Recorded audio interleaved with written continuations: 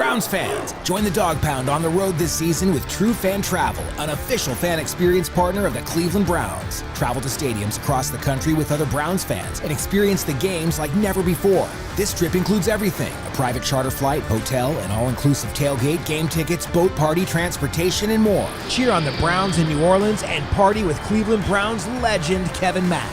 Visit truefantravel.com today and reserve your ultimate Browns travel package.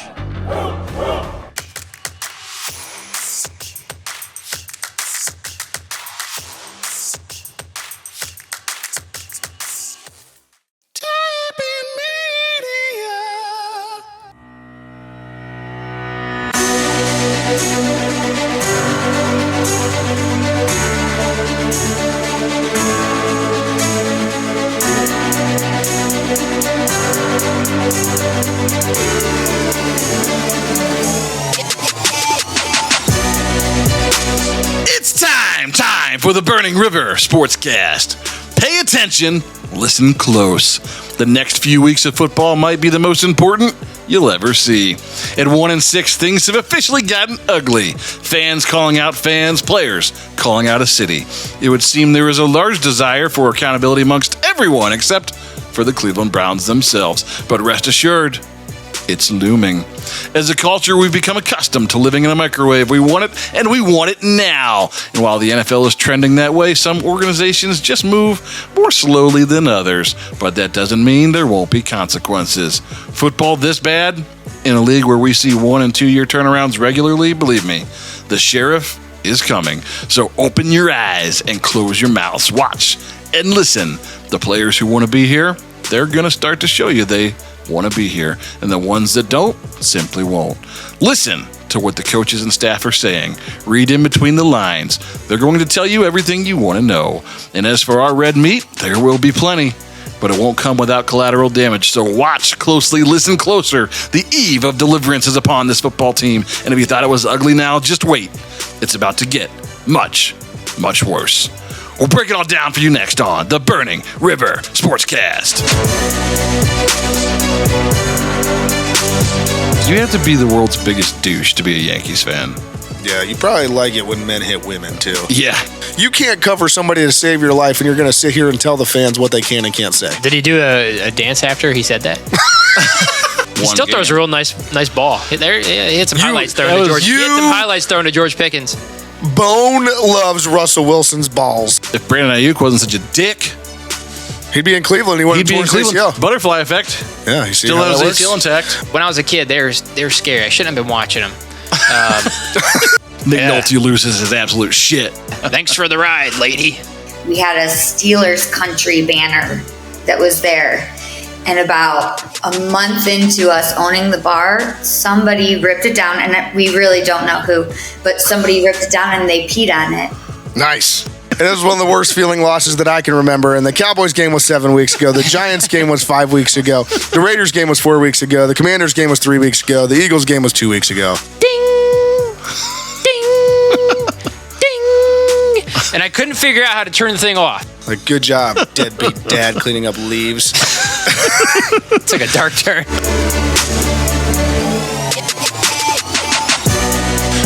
Welcome into the Burning River Sportscast, presented by the fine folks at Tappan Media. I'm Kenny Thunder, joined today by a pioneer in the world of foreskin prosthetics, the one and only Red Hot Ronnie Jams. On the board today, no bones about it, he's got skeletons in his closet, the Big Bone Man. Bone, let's drop the science for a moment and step into a little fiction. If you were stranded on a deserted island and could only have one drink for the rest of your life, what would it be? You have a magical cooler that perpetually generates cold, delicious what? Bone chilling cold beer. Stays in character. I love it. Back to Red Hot. Where can our listeners find the dopest dope they ever heard on a podcast? The #1 ranked football podcast and all the good pods, as well as the unofficial podcast of Cleveland Browns backers everywhere. I did not see that coming out of Bone.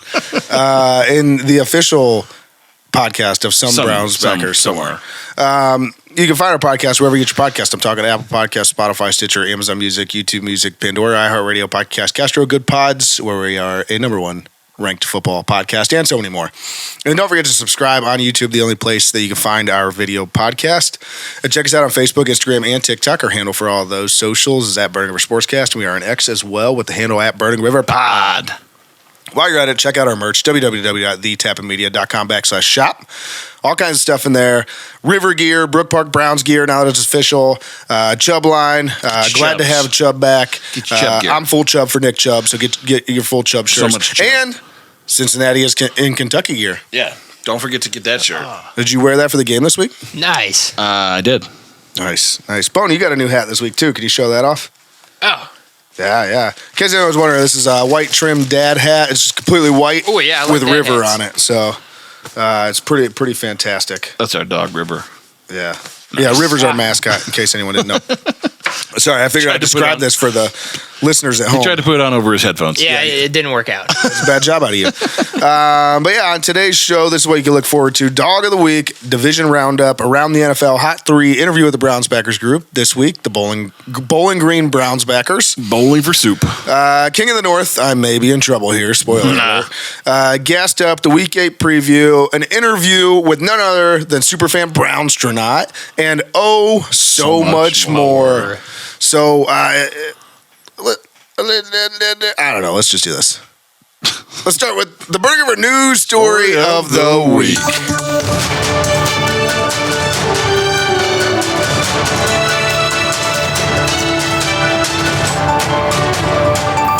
All right, so for the Burning River news story of the week, our Guardians had their season come to an end against the New York Yankees this past weekend. They lost to the Yankees 4-1 as far as games go, and unfortunately ran into the team whose payroll is more than the rest of the American League teams combined. And then the playoffs. So, that made the playoffs. So real quick, thank you for the Guardians for a fantastic season. This team's future is bright. A lot of good players on that team. A lot of guys that are going to be here for a while. Continue to improve that pitching, and I think they have good things coming. Man, just bizarre though the way that they were able to hit Class A in the playoffs. I mean, regular season, no one could touch him. Start diving into conspiracy theories. There's all kinds of things about them potentially stealing signs or give it whatever. You almost has to be right. Like, well, and especially the fact that they weren't just making contact; they were crushing smoking him. Yeah. He was unhittable all year. Which actually kind of leads into what I wanted to talk about here. Like, yes, thank you, Guardians. This was an awesome season. We had a lot of fun watching you. But I wanted to talk more about the Yankees. And just the fact that they're the worst all around. Like, and fine, they beat the Guardians, sure, or whatever, but they got the worst fans. They got the worst organization. They got the worst everything. And you're going to say, they win World Series, they do this, blah, blah, blah. Like, I'm not talking about that. I'm talking, the only reason you win is because you spend more money than anybody else. Like, you're not actually good. You just buy your team. Bought and paid for. Yeah. Every year. So it's just complete bullshit. I wanted to get your guys' takes on the Yankees. You just have to be one of the lowest lowlifes of fans to root for the Yankees. I mean, you just have to absolutely root. Like, you probably root for the bullies on the playground. Like, oh, yeah, took that kid's lunch money. Yeah, look at that poor kid. Yeah. Like, you love bullies. You have to be the world's biggest douche to be a Yankees fan. Yeah, you probably like it when men hit women, too. Yeah. I mean, you have to, right? Like, that's the mentality of, without like, a doubt. we have the biggest, strongest, fastest everybody, and you don't because we can pay for them and you can't. Yeah. There's a bunch of douche canoes. Like, you just really have to be just an ugly type of person to get joy out of that. Well, especially like the fans that are like beating their chests, like, yeah, I'm a Yankees fan. Like, if you drove from good New job, York, buddy. You spent twice. That was generous. You spent 40 times as much as the team that you beat in the playoffs. Good job. Yeah, I mean, in fact, like, they haven't been to the World Series, I think, since 2009. Like, what an embarrassment. What an absolute embarrassment of a franchise that you spend that amount of money on your team each year and it took you 14 years, 15 years to get back. Like, you're just absolute trash. Like, max, it should take you like 4. Like, you should be there every other year. I mean, with what they spend. Yeah. You get the best players of the entire major league every year coming to your team. Yeah. It's annoying. You know what I say? Baseball needs a salary cap. It does need a salary cap. That's a good point. Let's go there for just a minute here. I know we could talk all day about it, but let's go there for just a minute. Like, why is it fair that one team that makes the playoff can spend more than the rest of the teams that made the playoffs in that league combined? It just makes baseball unwatchable. And it's not just them. Like, on the opposite side, you got like the Dodgers over there that are just, they literally went and got two billion-dollar players in the offseason. Like, yeah, I mean, what's Shohei's contract worth? $700 million. Yeah, it's insane. That's It's unbelievable. What do you even can't comprehend it? No. And yeah, I mean, it's well, he's a perfect example because he makes more than the Guardians' entire roster combined. Right. Yeah. Every year. That's just one player on your 9-man baseball team, and that's just the starters. Like, there's also...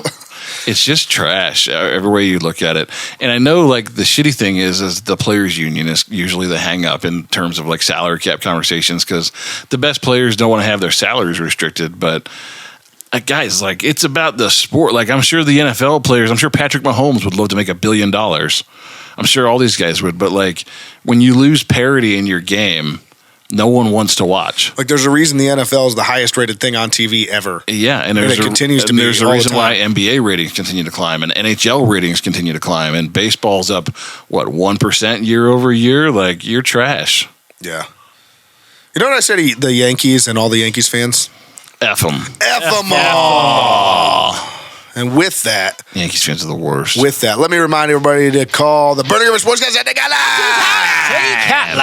Don't forget to call and leave your hot takes on the Hot Take Hotline. Remember, these are hot takes. We want hot takes. We want hot takes. We want hot takes. We want hot takes. I mean, if you ain't got hot takes now, there's a problem. Yeah. We could also use some hot cakes. I like hot cakes. Ooh, hot, like molten lava cake. I was thinking like pancakes. But okay. Sure, molten lava cakes too, yeah. You're speaking my language, my love language. Yeah, I like that. Yeah. 330-227-8080. 330-227-8080. 330-227-8080. 330-227-8080. Call now. Operators are not steering. Listen, please call us. We want to put your takes on the air. Like, I can't stress this enough. We just want to hear from fans. We had a call a couple weeks ago, and it was fantastic to talk about that because that guy was drunk after a game and was pissed off, and he called in and let us know that. But he was every one of us. Yeah, exactly. You know? Yeah, it's like that's what we want. That could be you, but you playing. That could be you. It's gonna be us, but you playing. Yeah.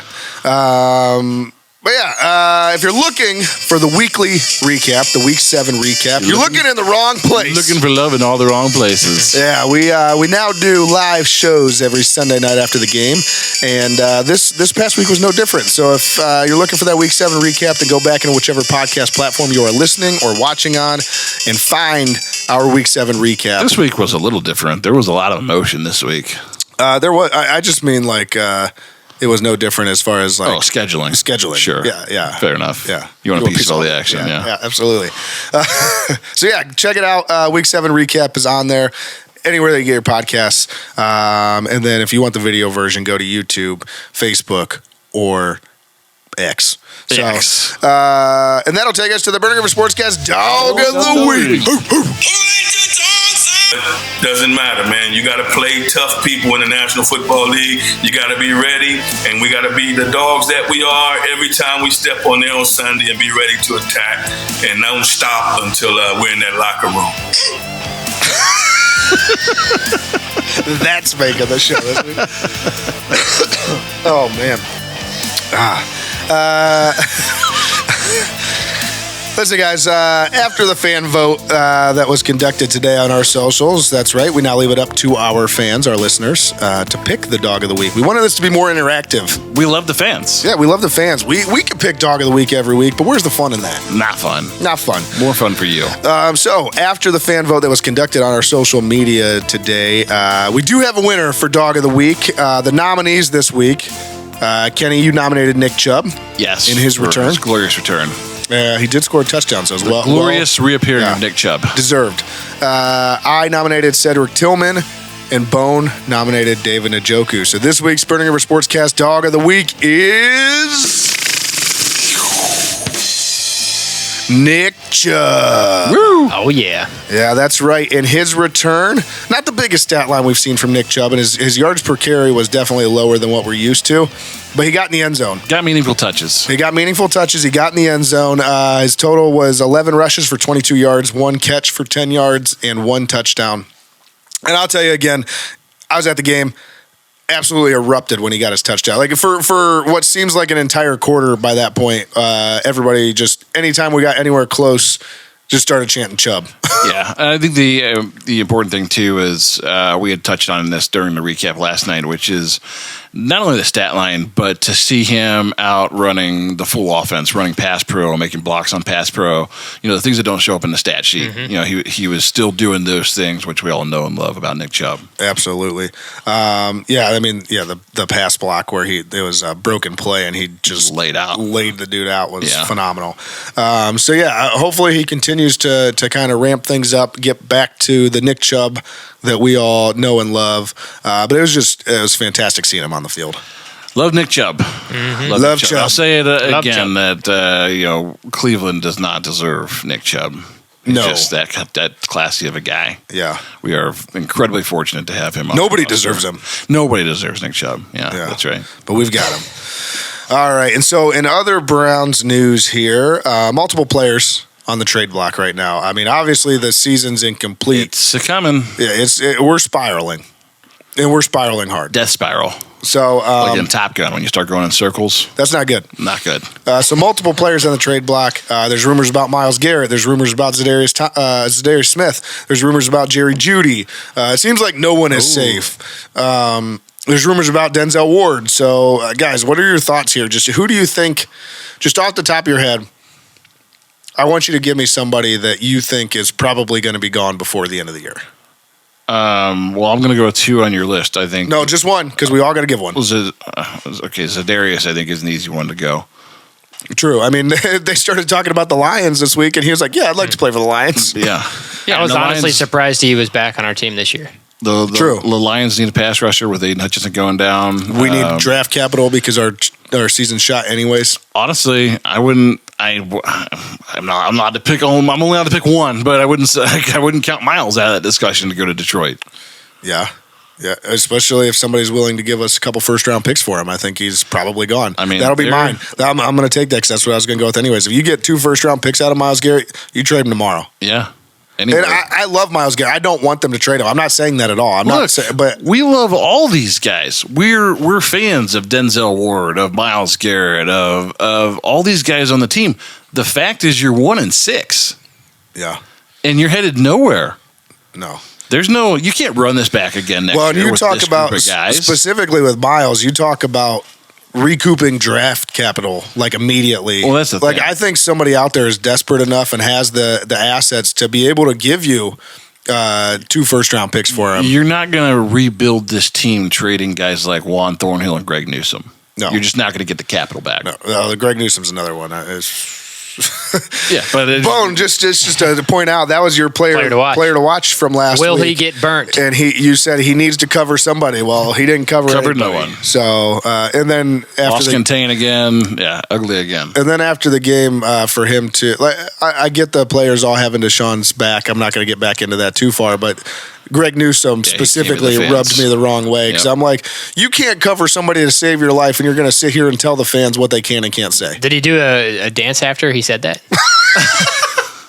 I don't know. He's got the best choreographed dances. That's the only thing I'm going to miss. Look, I'm just never a fan of players calling out fans in general. I think it's a bad look. You're the professional. You're getting paid to do that. You can have your guys back without talking down to fans. Yeah. You can say, look, we're praying for him to get better. This was a huge loss for us. We feel really bad about it. It was awful. Like, there's a lot of things you can say. It's a bad look anytime fans are coming at players, period. It doesn't matter what the circumstance is. It's a bad look. Absolutely. And then, Bone, who's somebody that you think is going to be gone? I don't know if Jerry Jeudy's emotion on the sideline this weekend where he was throwing his helmet, which I kind of thought it was rightfully so. He wasn't targeted till the fourth quarter. But I mean, we just got him. But I'm if somebody like the Chiefs comes a calling, then, wide receiver needy team that's going to look at another Super Bowl run or something like that. Yeah. I don't know what you get for Jerry Jeudy. Could you get a third rounder for him? I don't know. But I don't think so. I don't know. I don't know, though. We haven't thrown him the ball. So I feel like emotionally he's still involved in the team, and I don't think he's been an issue. But will that progress? His emotions on the sideline, is he going to be upset, and is he going to be kind of? Yeah, I mean, I just look at it as I think that it's all capital, right? So what do we trade to get Jeudy? What, a 6th-round pick or something? If they can get a 4th or a 5th back. Okay, I was way off with the 3rd. I didn't remember what we got for him, but so look, I mean, it pains me to say this. Somebody like Nick Chubb could be if you're thinking about a rebuild, are you rebuilding with a guy that's all coming off his second major knee surgery and almost 30? Yeah, I mean, I don't agree with you. I want Nick Chubb to retire a Brown, but I'm just being realistic. Mm-hmm. Like, if you could get something back for Nick Chubb, a second rounder at this point, like for a team that is looking at Nick Chubb for the next 1 to 2 years, thinking this could help me win a Super Bowl. I mean, I don't disagree with you. And the entire thing that you just said, I would love Nick Chubb to retire a Brown. That's my hope, but I don't know. I agree. It makes sense.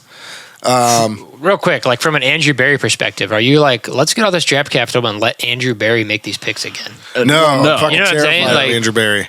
Well, that's what I'm saying. He misses all the time. Yeah. And that's what makes this quarterback conversation, and then we're going to probably talk about it at some point here, but this quarterback conversation really interesting over the next few weeks, because if this team goes 1-16, Andrew Berry and Kevin Stefanski aren't here next year. Yeah. So all this draft capital they'd be amassing isn't going to be theirs to play with. You said we'll go there. Let's go there now. So my next thing here was going to be, obviously the news confirmed Deshaun Watson ruptured his Achilles, is done for the season, potentially most of next year.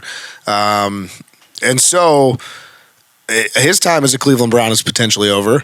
But on top of that, we won't go there yet. We'll discuss the entire, all of that at a different time. I mean, he's got a long road ahead of him. But so. What I want to talk about right now is where do the Browns go? Do they go with Jameis Winston the rest of the season, who has some experience, who has proven that he could be a gunslinger and put up a lot of yards and get your offense rolling? Or do you go with DTR to see what you have? Yeah, I mean, they got cute last week with the demotion from second string to third string with Jameis, but if these guys want any chance of sticking around next year, I mean, again, unless they have this back pocket from Haslam that said, we're going to play Deshaun no matter what, I don't care if we lose every game, I'm guaranteeing your jobs next year, which, again, I think goes out the window now because Deshaun's gone. And I think if you don't play Jameis and try to win some games, if you don't win 6 games this year and make it respectable, I don't see any reason why we'd have you back. If you win 2-3 games this year, there's no chance, because every year we watch teams like the Commanders this year that were ass last year. You turn it around in one season. Yeah. Houston the year before, they were ass the year before, and you bring in D'Amico Ryans and those guys, and they made the Deshaun Watson move, and all of a sudden they have a new team. Yeah. You go from worst to first overnight. There's no way that these guys can afford to keep losing games. I know they want to see what they have in DTR, and I agree. I want to see what you have in DTR too, but I don't think it's time for DTR. At some point, you got to start coaching. He's a 5th-round draft pick too. You know what I'm saying? Well, yeah. I mean, that's the thing. So, I mean, unless they have in the back of their minds whether or not they think DTR can be a franchise quarterback or not. As fans, we want to see it, and I'm sure they want to see something as well. But I just think they have to go Jameis first, because you got to try to win games now. You got to try and bring this thing to a respectable number before you get the bye week. And I'll say this: I actually am a huge fan of DTR. I think the kid's got a lot of grit. I think he shows week in and week out when he gets in the game that he plays hard for this team. He wants to be good. He has a fairly good grasp of the offense as a whole. But at the end of the day, from what I've seen so far, I don't see a franchise quarterback. I mean, so I'm Deshaun Kaiser wanted to be a good quarterback. Right. Yeah. That's a pretty good example, actually. Like he tried real hard. But some guys aren't meant to be franchise quarterbacks, and Cody Kessler wanted to be a good quarterback. Yeah, I really don't know that DTR has that ability in him. As athletic as he is, as smart as he is, I just don't know that it's there. He's certainly got some athleticism. I think the big question is what are his does he have the ball skills? Does he have the I think he's tough. I think he has the grit to stand in the pocket and throw the ball. Can he make an accurate throw is the question. Well, and here's the other thing on the other side of the argument with the other quarterback is you got Jameis Winston sitting there, and I would actually argue that Jameis is good enough to be a franchise quarterback. Sure. He's been one. And people will say you're crazy. He's been traded from 2 different teams, whatever. To me, he's proven that he can throw for a lot of yards. He can help an offense. Almost every offense that he had the chance to lead for the entirety of a season was in the top 10 in every passing category. They scored a lot of points. So you're putting your team at least in a position to win. Whether or not they capitalize on everything and do it is another story. And Jameis threw a lot of interceptions, but a lot of those interceptions over his career came in Tampa Bay early on. Yeah. I mean, I think 1 year he had something like 30 touchdowns on 30 picks in like the same year. The only person ever to do it. So like when you look at his career numbers and you go, he likes to throw picks. Like, yeah, a lot of those were like he's older now. He's a veteran guy. Well, and I just go back to talent. I go back to Joe Flacco last year. Like the Browns have proven that if you have a stout defense, you can get away with throwing picks sometimes because you have a good defense that'll help you out when it happens. So it's like, if you build a good defense and you have a Jameis Winston running the ship, you're going to throw some interceptions, but the defense is going to pick me up and I'm going to come back there and I'm going to throw for 300 yards a game or 275 a game and give you guys a shot to win. And what was missing from this offense was any semblance of risk, right? It was everything. Everything was so safe. And the thing is even on the most conservative circumstances, Deshaun couldn't make those throws. Nope. I'm not going to dog on Deshaun. He's done. He's probably won't play down as a Brown. But like that's what this offense needs is somebody that can let loose, rip the ball down the field. We saw it with Joe Flacco last year, like vertical passing, and you have the personnel to do it. You complement with a solid, zone run scheme, and this offense can go right back to being pretty good. Yeah. But yeah, again, I just think, look, everybody's going to want to see DTR and want to know before you head into the draft whether or not he's somebody that you can. Can he be a bridge quarterback? Maybe he's good enough to be a bridge, but to your point, like I would argue, you have a guy on the roster right now that you could sign for another year or two and be that bridge. Yeah, and how old is Jameis Winston? Jameis Winston's like 29 or 30. He's 30 or 31. I mean, like right around 30. He's got good football ahead of him. Yeah. And maybe he can be in between a bridge and a franchise quarterback, and that's good enough for right now. Yeah. Because what you had was the worst quarterback play in the league.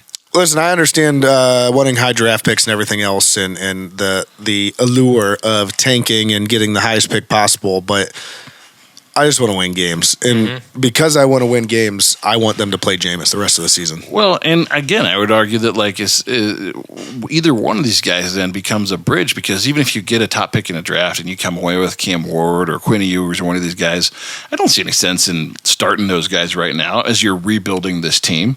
Well, let's get it. Let's bring in some more picks next year and bring in some more free agents and things and reshake the deck here at head coach and GM, and let's see what you got. You don't have to throw Quinn Ewers out there day one and ruin the kid. Yeah. Bone, if you were running the team, who'd be starting at quarterback?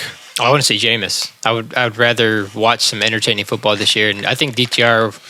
I don't know if he saw the field that well. He doesn't step up. He doesn't step up in the pocket. He was running around, going backwards, panicking. Yeah. And I feel like the guys you see, like even the rookies who come in who almost settled down into the league, you can almost tell, almost like right away, you're like, this kid can see the field. He doesn't get razzled, even though he may have a bad game. Even Justin Fields, I was like, he never looks like he gets razzled. Like he's not the best quarterback, I feel like, but he's an NFL quarterback. Yeah. CJ Stroud. Games. That was like the best thing about CJ Stroud his entire rookie year is he never got overwhelmed with the game. He just was like, right. It is what it is. I feel you can kind of just see players who get overwhelmed, and it's. Yeah. I think he's one of them. You get exploited in the NFL pretty quickly if you're one of those guys. Yeah, I also think though that I think that if the game plan was a DTR game plan. And he is athletic. He's athletic as hell. I mean, if they were to run more of a Lamar Jackson style offense this week and start him and say, hey, you're going to get 10 to 15 carries of just you running the ball, that's an offense maybe he can be really successful in. Yeah, absolutely. Last thing on this whole situation, QB situation, is if you do go with DTR, in my opinion, if he looks god-awful for a few games straight, you just go to Jameis. You say, that's fine. We're going to move on, and we're going to start another quarterback. And then we're up to 35 on the jersey? Either one gets me more excited to watch Browns game this weekend. Yeah. I think the other component, too, is do you look to see who's out there? Yeah. Probably have to. A guy like Ryan Tannehill has said he doesn't want to come back unless he's going to be the starter. Yep. Could Ryan Tannehill be that guy that comes in and is your Joe Flacco from last year? Fair. Yep. All right, so that'll take us to the Division Roundup.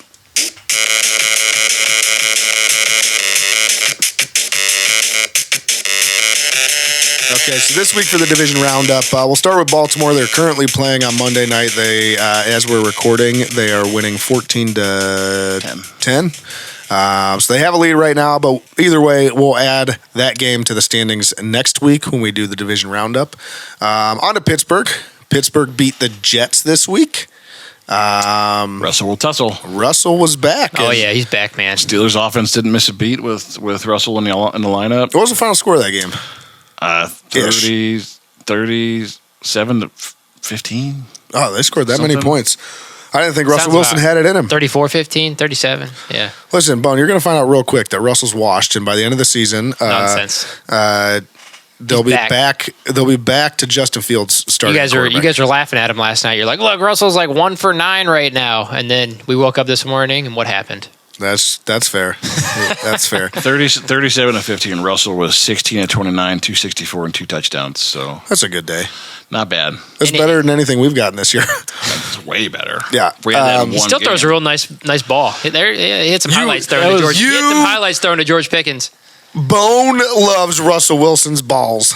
They did Yes. point that out in the broadcast last night. That was kind of the one thing that you don't get with Justin Fields is that Justin Fields has a strong arm and is athletic in the pocket, but Russell throws such a nice touch pass and can throw it all over the field.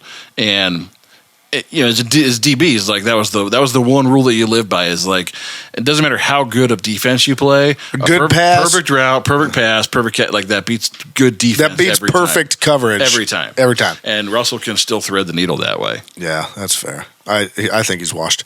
But we were all right with this pick, so that's +1 for all of us. And then Cleveland obviously took another ugly L this time against the Who Bengals. picked them to win? I did. Idiot. I know, it feels bad. I said they'd get over 20. They didn't. No, They didn't. no, They didn't. they didn't even get the normal 16. No, they didn't. So I was wrong. You were both right. And so for the AFC North standings right now, before Baltimore finishes their game, Pittsburgh is on top at 5-2. Baltimore is at 4-2. Cincinnati in third place at 3-4, and Cleveland is in the basement still at 1-6. Man, it feels bad. And so the current king of the North standings, which we'll get into more later, but we'll talk about him a little bit right now. Bone is at 14-11. Oh, yeah. Kenny and I are both at 12-13, but Kenny technically holds the lead over me. Both tiebreakers. Because he has the tiebreaker. The tiebreaker for anybody listening at home, number one tiebreaker is the number of your record in Browns games picked. Currently, Kenny, I believe, is 4-3, and I'm 3-4. And then the second tiebreaker is the number of correct scores you picked on the season, and Kenny has 1. So For Browns games. for Browns games, and so. Even though we both have the same record, I am in last place. You are officially the asshole of the North. That feels bad. Feels real good. But with that, let's go ahead and get into Around the NFL.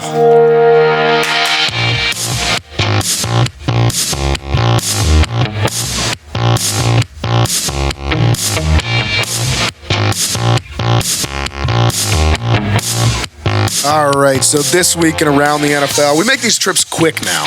Quick trips. We used to talk about the entire NFL, and we figured you guys probably don't They're care. like one tank trips. Yeah.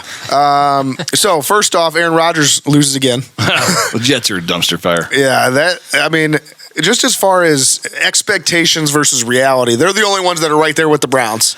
I never thought they were going to be good, though. No, Even with everybody Aaron else did, though. Even with Aaron Rodgers. And I agree with you. We've actually talked about it on the show. Like, none of us thought they were going to be great. Like, they were going to be. I didn't even think they were going to be playoff contenders. I mean, Breece Hall is good. Garrett Wilson's good. But I just like the rest of that team. Garrett Wilson's on the trade block apparently and now. Aaron Now that Rodgers they've is- got Devontae Adams. And Aaron Rodgers is 100 years old. Like, Yeah.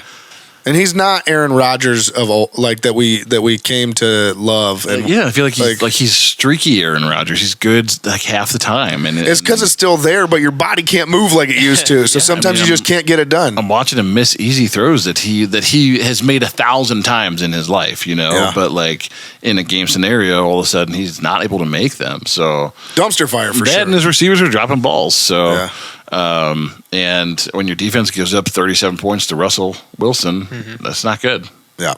And then next up here, Brandon Ayuk. Obviously, Deshaun tore his ruptured his Achilles this week.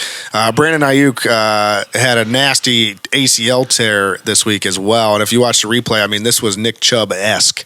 Your knee doesn't bend that way. Yeah, I go back to I don't think the Nick Chubb hit was dirty at all. Oh. And I don't think this one was dirty. A lot of people were saying it was dirty hit because he was somebody had him engaged and was taking him down, and somebody else came in and hit his leg. And it's like, until they're on the ground, you do whatever you can to get them down. I mean, they're going to outlaw gang tackling now. Like if somebody's one touching person's that guy, allowed to tackle.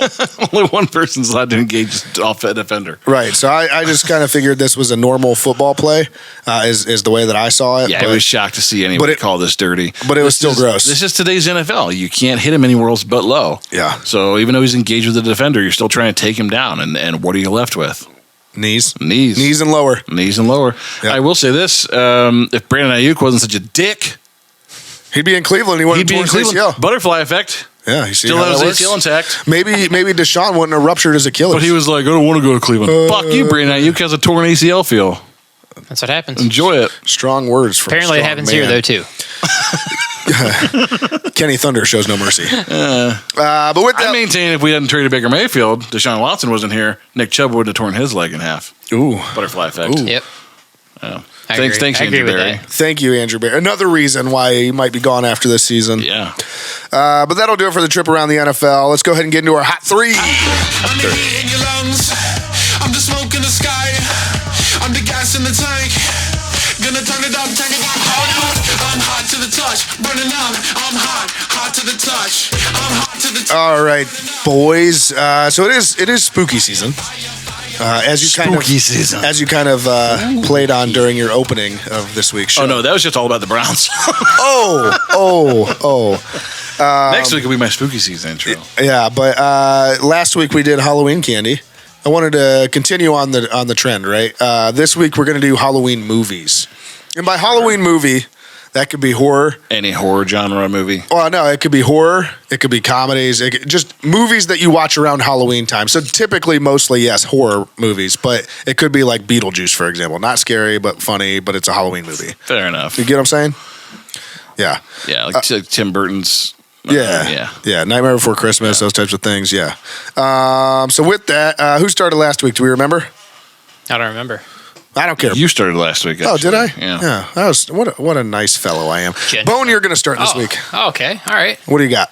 All right. So, I have like 7 lists here. So I'm going to list 3, right? Yeah. It's only a hot 3. We don't do the hot 7. I just throw a few out there. I'm like, yeah, what this? All right. Keep them from honorable mention at the end. Okay. So number 3, I'm going to go Creep Show. I don't know if any of it, this is like from the 80s, but when I was a kid, the Creep Show. I don't even know what he's talking about. The Creep Show. Have you ever heard of like Tales from the Crypt? That was fantastic. That's a show, or else I might have put it on my list. That was like based on a comic, kind of like a comic book, I guess. Some scary comic book from the past. I was like looking it up because I always get Tales of the Crypt and Creep Show mixed together. Like I always thought they were the same thing. But Creep Show is actually kind of based roughly on comic books too. But it was actually a movie. Creep Show was a series of shows or something like that. But it's just something. Tales from the Crypt was a series of shows. You got it mixed up again. Did I? Yeah, Creep Show is a movie. Yeah, Creep Show is a movie. Tales of the Crypt was a series of shows. He gets them mixed up so often. Yeah. He got them mixed up right here in the middle of the hot 3. But it's in his hot 3 somehow. He doesn't even know what it is. It was one of those. I can name you some of the skits that were in the show. All right, there's like the guy who like grew a bunch of like asteroid stuff on his skin. And there was like the beach one where the How do you grow space matter on your skin? It's just like these spoofs, but they're like scary. But I think they were kind of be funny. But when I was a kid, they're scary. I shouldn't have been watching them. So I'm traumatized. To this day. You throw me for a full fucking loop on the very first one. Like I don't even know what the hell you're talking about. But now I'm intrigued, and I'm probably going to go watch it. This is Halloween. It is the Creep Show, my friend. Nice. Yeah. Thanks for the ride, lady. No idea what that means. I'm pretty sure that's Creep Show. My brother will appreciate that. You know what? So number 2, I'll go more modern. I'm going to go The Sixth Sense. Sixth Sense. Ooh, that's a good one. That movie scared me when I was a kid because I fell for the whole thing. I didn't know the twist, and it was. You can say the twist. It was all very like real. Some years old. It was all very real to me. The ghosts and whatnot. So and the spirits or whatever was in the movie. It's just like a scary little kid. And it's just I think the fact that movie came out when we were all younger. And so, like, you really related to the kid. You're like, oh God, like these are all the ghost stories that I have in my head, and just the stuff you hear in your own house when you're walking around. That's what I mean. Like, what was that? Yeah, like you create these stories in your head, and they put them into a movie with a kid as the. You get that cold wind across your neck, and Yep.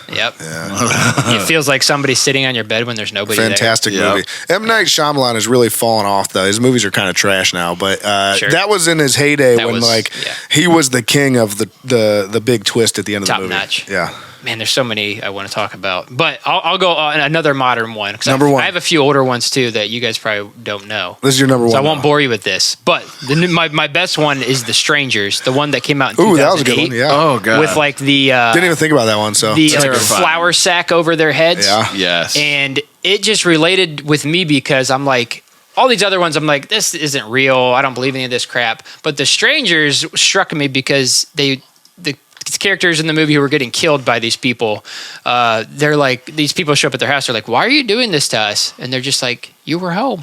Yeah. And it just creeped me out. You know, just some psychos, just like, they just target you because you're home. Bone. I gotta tell you, they terrorized them. That was actually when I was thinking about this last week, that was my number one because that was the scariest. To this day, like it's super creepy and scary to me. The new ones I haven't seen, they looked not that good, but that old one from 08, I guess, was terrifying. Yeah. Terrifying. That's my number one fear from our Fear Sat 3 is like home invasion and like street violence, like random acts of violence. Yeah, that's what that movie is that about. movie fits that perfectly. What is she? That guy gets like stabbed in the belly with something. Like right in the belly. It's maybe been it was a minute. knife. I don't even know if I rewatched that movie. I was like, I don't like this. That was one of the worst things I've seen. Nice. That was a good hot three. Other than that one that I don't even know what it is. I'm gonna look it up. I'm gonna watch it now. Keep your other ones for honorable mention. All right. Kenny, what's your hot three? My hot Halloween movies. How I want to know what your hot three Halloween movies are. I got to be real honest here. Like, I'm not a fan of like scary movies or Halloween movies. You are a little bitch. So. I would rather watch rom-coms every day of the week. Like, throw me a good like Fever Pitch or Along Came Polly. Just Friends or like I'm all about those movies. I hate horror movies, mostly because they scare the shit out of me. Again, you are a little bitch. So going back to my hot three, number three, the original Scream '96. Ooh, good. Again, we were little when that came out. I vividly remember that movie freaking myself and the Bone Man out so bad that we had to go pee together in the bathroom together. Not like swords. That's what I was gonna say. Not like as you would as adults. Like, let's go to the bathroom and just be in the same room together. Nah, we went full out peeing together. We were like, we got to go in the toilet at the same time. You take your eye off the other one, something could happen. Yeah, I mean that was usually like a weekend thing for us. That happened a lot. That's true. That's fair. We took a lot of baths together too. Those things happen. But yeah, I just remember just being terrified by that movie when I was little. Number two, another one that I refused to watch ever again because it scared me so bad the first time is Dawn of the Dead. Wait, hold on. Good one. Rewind. Great zombie You refused to watch Scream ever again? It scared you so much? No, I just don't like horror movies. Okay, so I was gonna say, like, at this point, like, you're an adult now, so you should be able to understand that Scream is like, it's very, very what's the word I'm looking for when they like break the fourth wall and just like talk shit about themselves. It's very I'm doing you from last week, like how you couldn't think of the word. Yeah, I don't know what you're thinking of, but it'll come to me. But I still probably wouldn't watch Scream again because I don't derive enjoyment from like trying to somebody scare me. Like, I don't anxiety, like that. Just like it just makes me breathe heavy. I don't like it. Number two is Dawn of the Dead. This movie was terrifying because it wasn't your typical zombie flick. These zombies were fast as hell and athletic and just like from the get go, this guy wakes up and like his daughter's infected and she's like, I don't know, 5 and just comes and like eats mom and it's just terrifying. Just so much blood and gore in that and just the most ferocious, vicious, athletic zombies I've ever seen. Not the zombies like from Walking Dead that you can just like you can blend into the crowd and they won't eat you. So yeah, I don't like Dawn of the Dead. And then number one for me, this is one that I'll rewatch over and over again. This is one of my favorite movies of all time. I think it's a remake, and I've never seen the original, but Scorsese's 1991 Cape Fear with Nick Nolte, Jessica Lange, Juliette Lewis, and of course, Robert De Niro, who's just an absolute menace in this movie. I don't know if you guys are super familiar or not, but essentially Robert De Niro is... I want to watch. There's another one I'm putting on the list. Robert De Niro is like... I'm surprised you've seen this and I haven't, because you hate horror movies, and I actually really like horror movies. So yeah, Robert De Niro is like a rapist, and his defense attorney is disgusted by him, and so withholds evidence, gets Robert De Niro put away. So when Robert De Niro gets out, it's his mission to destroy this guy's family, and it's just... he's just an absolute menace in this movie, and the creepy all the way. Like the daughter's 14, and there's a love thing going on with her, and just Nick Nolte loses his absolute shit. It's just a terrifying. You had me at Nick Nolte and Robert De Niro. Like, I'm in. Yeah, I'm watching this. It's a great movie. So yeah, I have some honorable mention. I have one honorable mention as well that I'll wait for, but those are my top three. And Strangers, like Bone said, is terrifying as well. I hate that movie. Nice. All right, and so for my hot three, I'm going to start out number 3 here, Sleepy Hollow. It's a good movie. I like that movie. With Johnny Depp? With Johnny Depp. Ichabod Crane? Yeah, it's just, because it's not like super scary, but it's just scary enough. They did a very good job of taking what's more or less what's been turned into a children's story at this point about the Headless Horseman. But they gave it just enough of like a scare factor to where it was like, ooh, this is pretty cool. And it was Tim Burton, so it's like it's in Tim Burton style. It's kind of that whole thing going on. And this is before I feel like Tim Burton got to Tim Burton, if that makes sense. Like Tim Burton's really out there now, like way out there, way more out there than he was. Yeah, and I think this is more in the vein of like you think of Edward Scissorhands and those types of things. Instead of Alice in Wonderland. Yeah.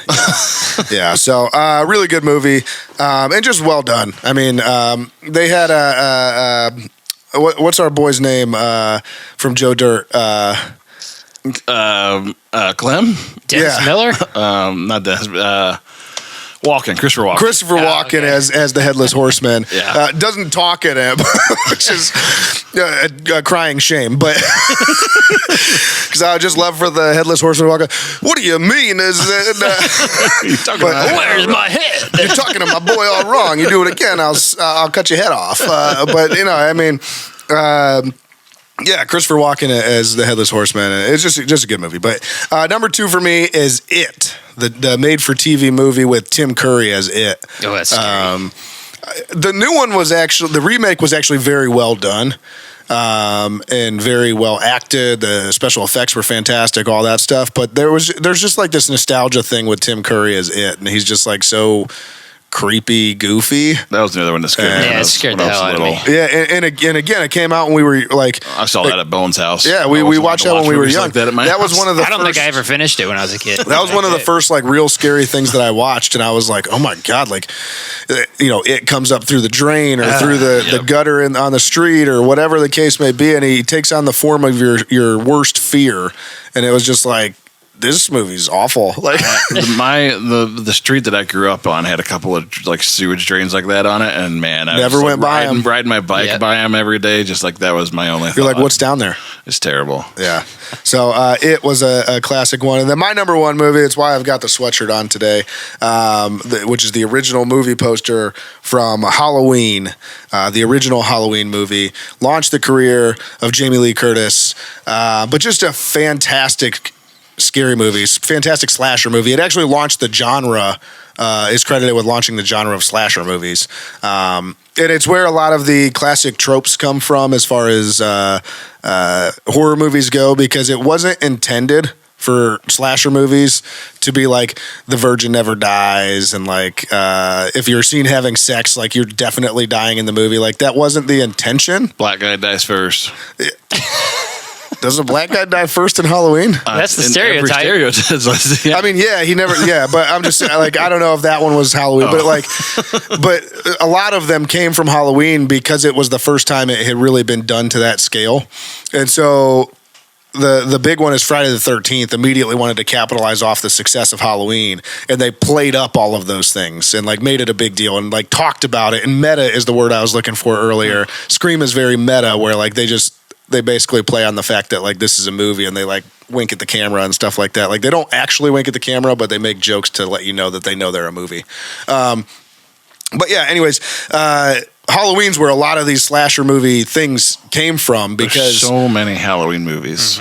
Yeah, there are now, and I have my own thing on that and the whole series in general. I think the last one I saw was Halloween H2O. I saw that in theaters in like 7th. Probably the next best one besides the original one, by the way. But no, it just the Halloween was originally the babysitter murders, and they didn't think that would sell anything, so they made it Halloween because it's. Contrary to what most people know about Halloween, in the original Halloween, Jamie Lee Curtis wasn't his sister, so it was literally he showed up and was just murdering random babysitters. Is how it started. So nice. Yeah, so Halloween is my favorite for all of those reasons, and that'll do it for my hot 3. Let's hear these honorable mentions, guys. What's Bone had like 6 of them. All right, Haunting in Connecticut. Ooh, I thought that was pretty another creepy. scary one. Yep. Yeah. Hated that. People Under the Stairs. That was one of the ones I didn't think anybody would know. That was another one that we watched at your house when Yes. we were little. Okay. Another Just scary creepy. one. It was a I'm gonna weird, like take this list and abusing go watch them. kids, like lock them in the cages doesn't in the sound basement, and then one of them escapes and is like in the walls, and you just hear creepy things in your house. You're That like, and children. roaches in the walls. Like, yeah, I don't know. That and Children of the Corn. Children of the Corn. I have Children of the Dam down on my list here. Guys, Children of the Corn. I showed my wife a few years back, and like as an adult, things just aren't. They don't feel the same. And she saw Children of the Corn, and a lot of them are really cheesy. Now. She was like, "This is literally the worst movie I've ever seen in my life." Like this is like I've seen a lot of bad movies, and this is it. This is the scared worst. me when I was little. Yeah, I agree, and I'll still rewatch it if I see that it's on. I'll be like, "Ooh, there's a good one. That's a classic." Any more?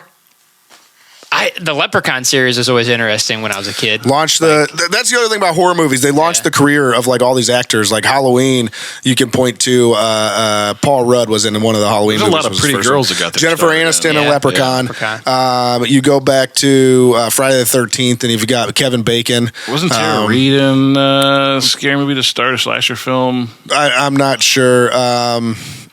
But Jamie Lee Curtis, we already talked about. Like, there's a number of them. Like a lot of well-known actors got their starts, in a big horror movie. I think Jessica Biel was like in the Texas Chainsaw Massacre. There you go. Yeah. Yeah. It's always funny to go back, like when you're watching a movie, so like a well respected actor or actress, and you go back and like that's in their credits, like something like Leprechaun 3.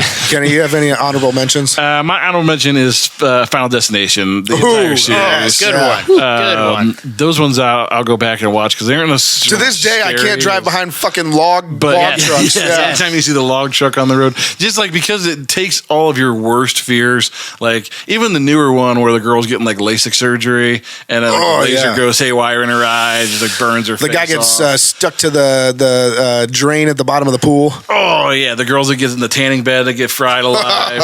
Even the weightlifting accident, even the big accidents, right? Like the airplane crash, the car crash, the NASCAR event, the bridge collapse, like all these things, and the roller coaster. The people are flying off the roller coaster. Like it just takes like your biggest fears and plays on them, and then makes these gruesome deaths. And just this idea of like death has a plan for you and you can't outrun it. It's just. It started getting crazy for me when terrifying. they started like playing onto that too much, though. Like it should have just been like it's coming for you and you can't stop it. Instead, they were like, but unless you like kill somebody else or somebody has a child. I think in all those like, movies, even when they cause it to skip, they eventually end up getting their upcomings. Yeah, that's true. Anything else? Even I think the new one ends up. You think it's a sequel, but it turns out it was a prequel to the whole series because they were getting on plane 180 for Paris at the very end. Nice. Do you have any other honorable mentions? No, that's mine. That's all the Final Destinations. Yeah, I'm not going to throw any out there. I like a lot of horror movies, and I could take all day on honorable mentions, so I'm just going to abstain instead. Smart. But that'll do it for our Hot 3. Kenny, time for another interview. I love interviews. Obviously, this is the time of the show when we do our Browns Backers interview series. The Browns Backers interview series started because we wanted to highlight Browns Backers chapters everywhere. Not only for being great Browns fans, especially when the team is what they are right now. Shitty. But also for all the great community service work, the great charity work they're doing, and just building a sense of camaraderie wherever Browns fans are located. So yes. With that, let's go ahead and get into the next interview in the series. Powered by Riverside FM.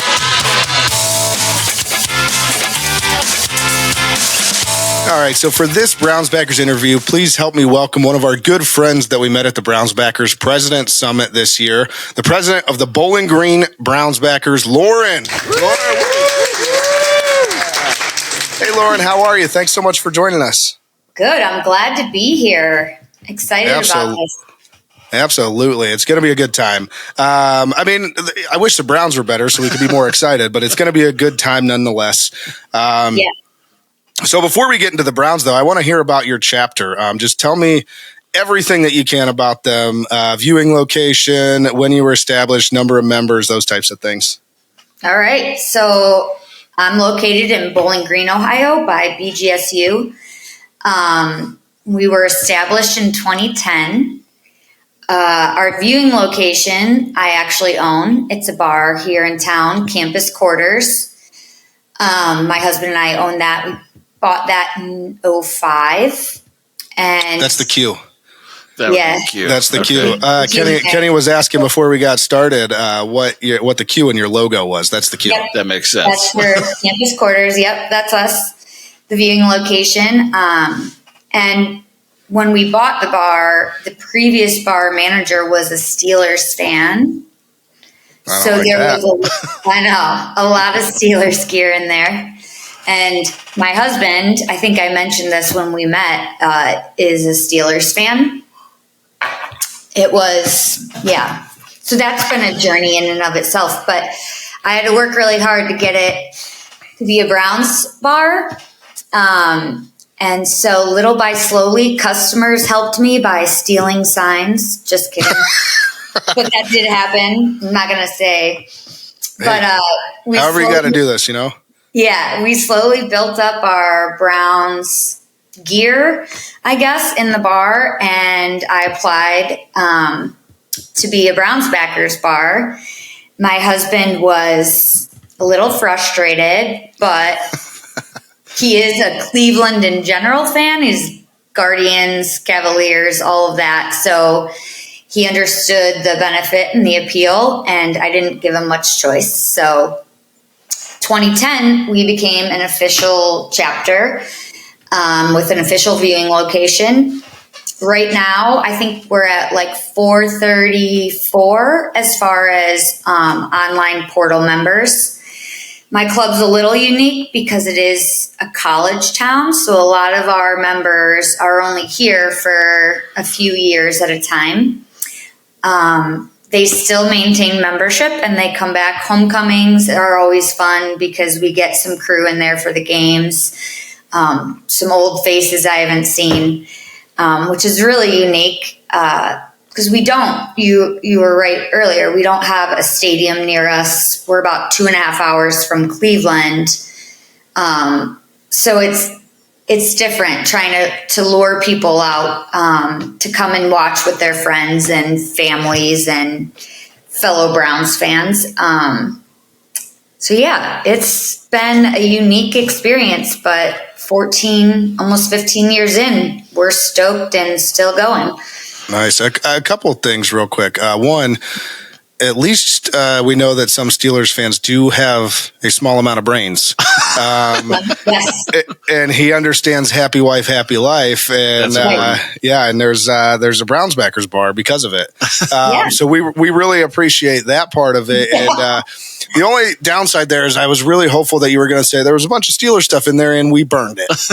Well, I will say a nice story is we have like a pretty big back section with like indoor cornhole and stuff. And on one of our really high 30-foot walls, we had a Steelers country banner that was there. And about a month into us owning the bar, somebody ripped it down. And we really don't know who, but somebody ripped it down and they peed on it. Nice. So I was like, it's pretty much the world telling us we just need to be a Browns fan. Yeah, the other part of this is that it was a Steelers bar and it closed. So, I mean, that, right? Just saying. Yeah, we're taking them over. Yeah. So you mentioned obviously a lot of the folks probably coming through the bar are students. Do you get a lot of family coming in to maybe visit students during family weekends and things? Yeah, we just had a family weekend this past weekend, and so you get a lot of parents with their kids coming out, which is fun. Our bar is kind of set up for that. Like we're the bar you could take your family to. Nice. We get a lot of crowd, and it's nice to see. They're always impressed that there is a Browns backers bar out there, that this is something that we provide for the community, and it's a big hit. Nice. And so I know Browns backers in general, everybody knows you guys are all huge fans of the Browns, and the fact that you have Browns backers bars and locations speaks to that. But what a lot of people don't realize, I think they're starting to realize, we tell them about it all the time, but every week, is just the amount of charity work or the amount of community service that all the Browns backers chapters are involved with. So are you involved with any charity or community work? Yeah, since 2012, we've worked with the Autism Society of Northwest Ohio. It's called ASNO for short. You can find them at asno.org. They're a local Northwest Ohio-based autism resource for the community. They help connect caregivers and parents and family with resources that they may need. They help guide them through the diagnosis process and transitions from little kid work to high school, transitioning to college, transitioning into adulthood. So they're doing a lot of good work for the autism community in particular. And it means a lot to us. My son was diagnosed with autism. I have twin boys that are 13. One of them was diagnosed with autism when he was about 18 months old, which is kind of young for a diagnosis, but he had regression, which is scary, but it basically means like he was the first one that would shake your hand as a baby and be like, very nice to meet you, and do all these cute, clever things. And he just went silent one day, and we called it his quiet time. And he was diagnosed with autism. He didn't speak again from about, I would say 14, 15 months is when he stopped. And the only sounds he made was laughing or if he was crying. No eye contact, all the signs. But because he stopped, because he was progressing and then he stopped and regressed, it really alerted us right away that something was going on and allowed us to reach out right away to the doctors, the Autism Society, all those places, and get him started with therapy. And he's like a thriving middle schooler now that does quiz bowl and knows every single flag of every single country in the world. So they were a huge part of his development. So I felt like that was a good way for us to give back to the community, which is something that the Browns Backers Worldwide organization really focuses on, is, promoting obviously the Browns in a positive way, but also we as fans giving back to our community and recognizing that we in this role have an ability to organize and fundraise or volunteer and help out. So this really was one that we did. The first year was kind of fly by the seat of your pants. And still, I feel like it's like that sometimes. But we went, I think our first fundraiser, we raised about $500 or $600. And we just finished our 12th one. It was on the 13th. And we've raised this year's tallies over 8,000 already. Wow. Still waiting for a few last minute donations. But yeah, it's been amazing being able to give back and really having the support of the Cleveland Browns. A lot of people don't realize that the Cleveland Browns kind of created this opportunity for Browns fans. I think they realized that Browns fans were doing that already, coming together and watching together, celebrating together, and they really encourage it. And they are so massively supportive of our fundraising goals. You know, we can send in a request to get autographed items to help our raffles or auctions. They provide contacts for getting players and alumni to events. It's a great resource for fans, and no other football team in the league is doing as much for their fans in a capacity like this. I mean, if you think about it, we're all over the world. I think our club tally or our chapter tally is 370 or close to it. So there's a huge fan base out there, and all of these backers, chapters, are raising money for charities of their choice. And it's amazing how much the Browns Backers Worldwide organization, as well as the Cleveland Browns organizations, really encourage and support that, and how much they do to give back to their communities wherever they're located in the world.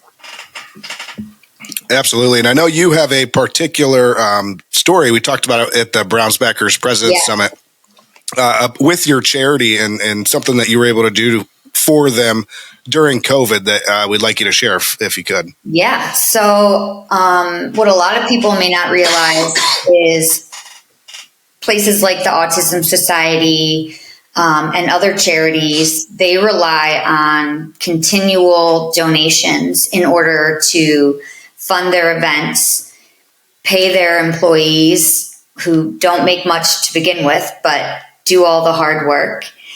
And really, they operate on a grant, essentially, and everything else for them, all the money they need for them to operate fully and really impact the community comes from donations. And during COVID, not only were people out of work, but businesses were closed, income was down, and people stopped donating. They didn't have the luxury of the expendable money to give to others.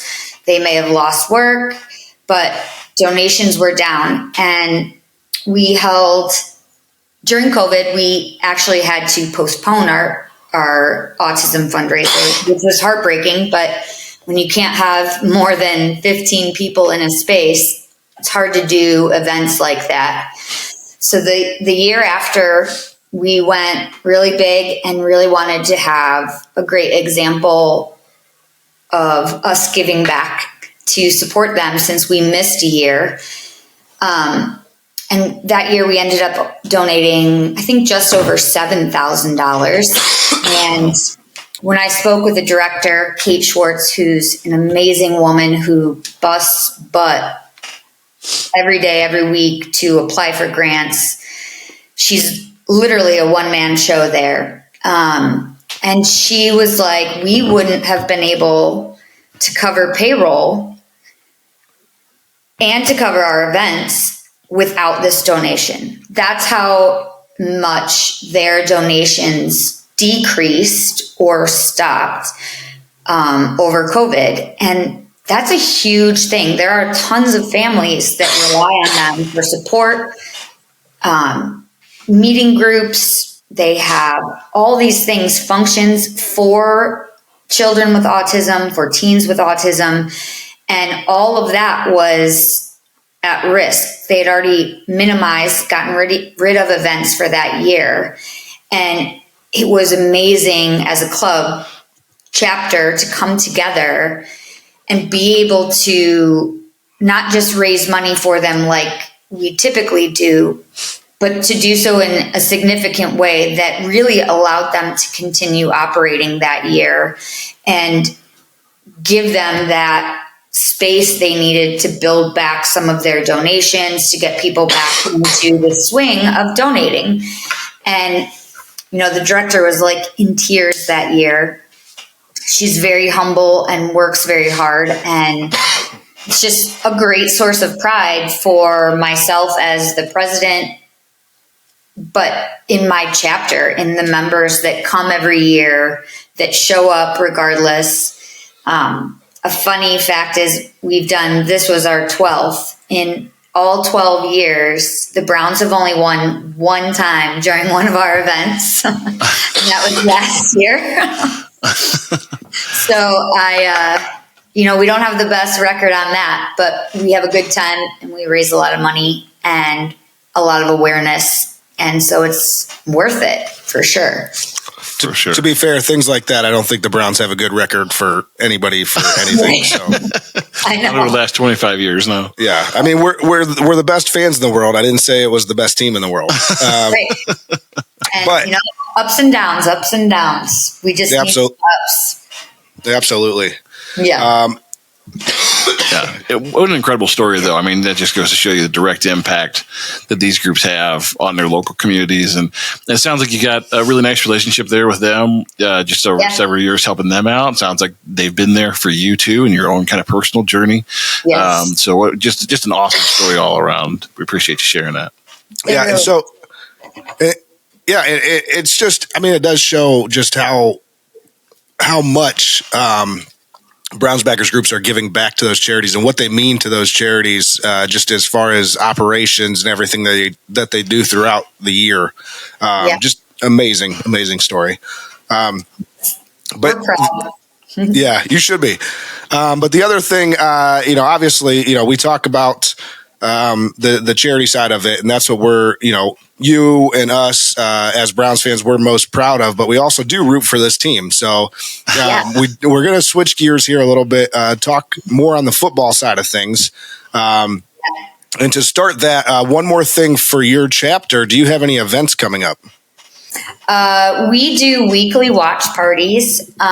We also do a weekly 50-50 that I have members suggest different local charities. On the November 21st, we'll be raising money for the Bowling Green Schools Foundations. This helps with the elementary, middle, and high school students in our area, helps provide,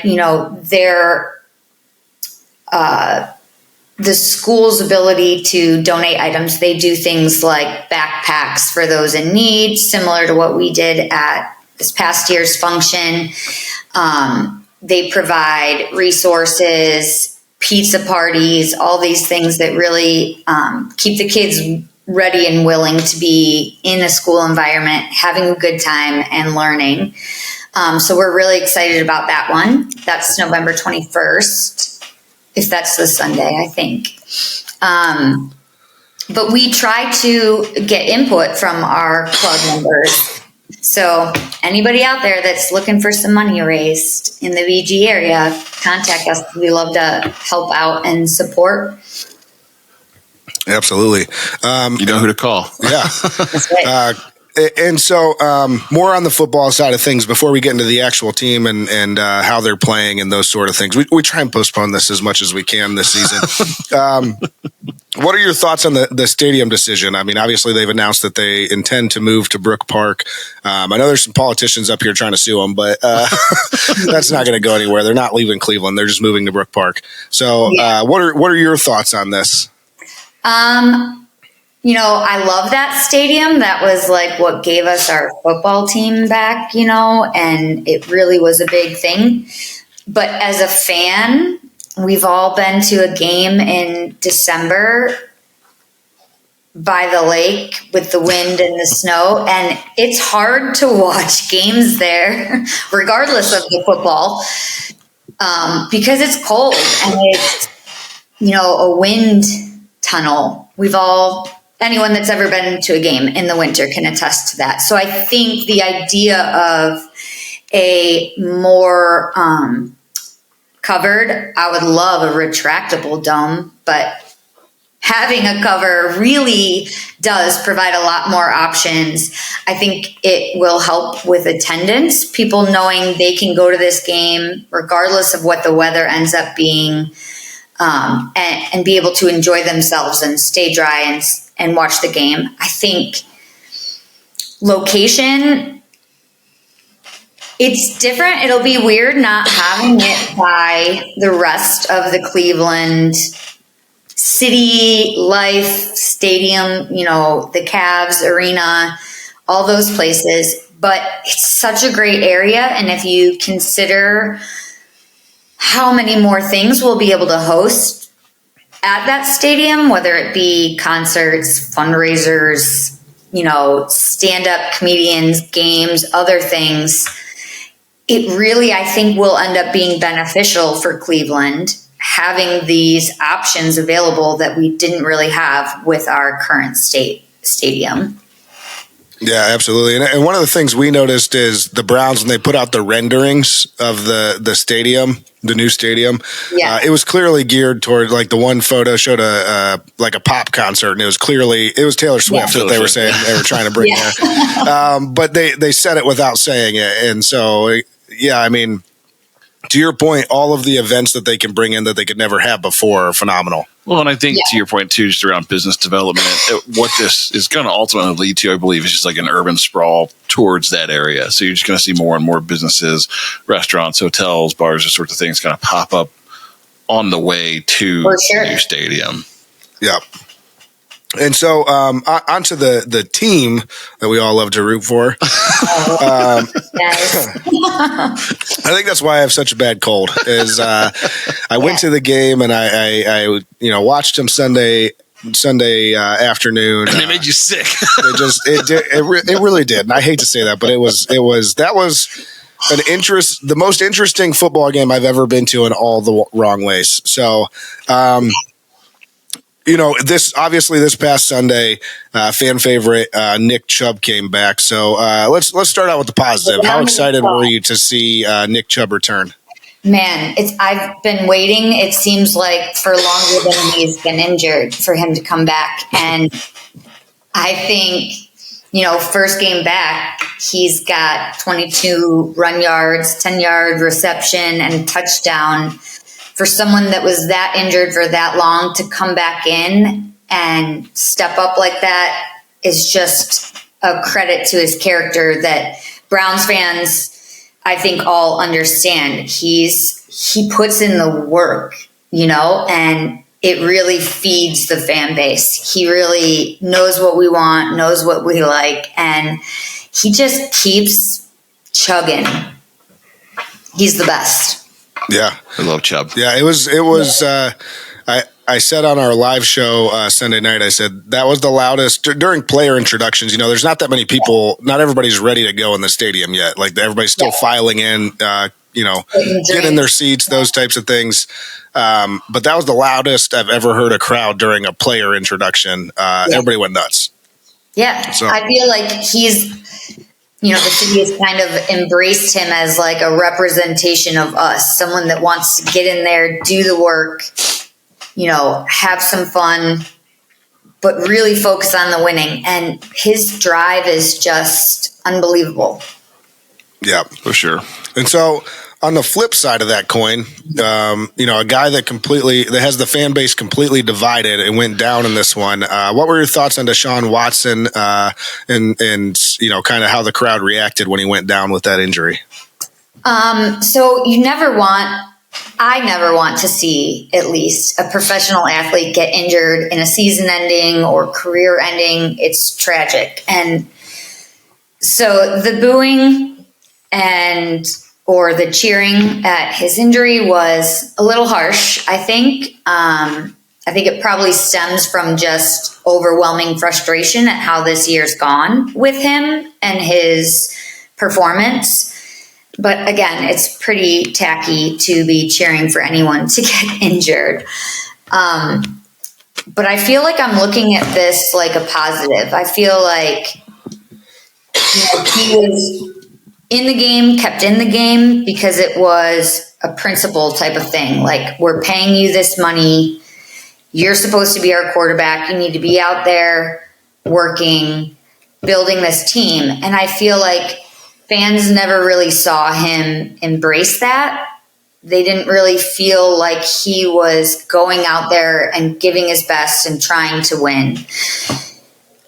And he has potential, but there's no delivery. So I feel like ultimately this opens up an avenue for at least this season to get, DTR or Winston in there and hopefully build some team camaraderie. I feel like this year especially, you used to see them go out there and they look like they're having fun and they're excited to be on the field and ready to get back to work. And I feel like so far this season, we've seen a team that is frustrated and doesn't feel like they have a good leader in there that's rallying them together and getting them to go in there and play the game of football that they love.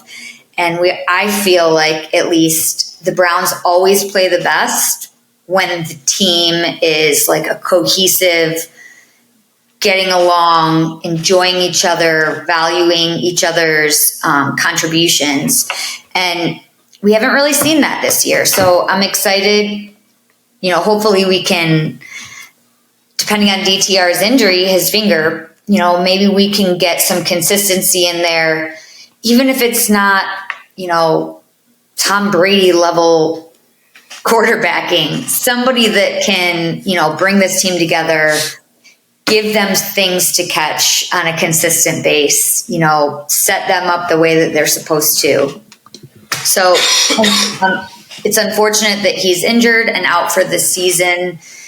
But I feel like it kind of gives us a second chance on the season as far as mentality goes. Yeah, and I mean, honestly, that's kind of where we landed on it. I think that was the most succinct analysis of Deshaun Watson we've heard from anybody all year long, was that there's tremendous potential, zero delivery.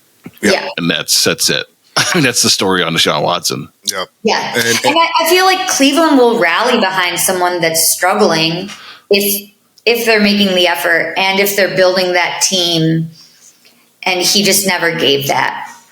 Yeah. Well, yeah, I think to your point, like we saw that last year, right? When Deshaun went down, and we're looking around going, we don't really have a good option at quarterback. Like to your point, like the team came together. There was camaraderie. They were playing for each other because they knew they were alone in that foxhole. That was all they had was their brothers in arms, and that was fun football to watch. That was some of the most fun football to watch.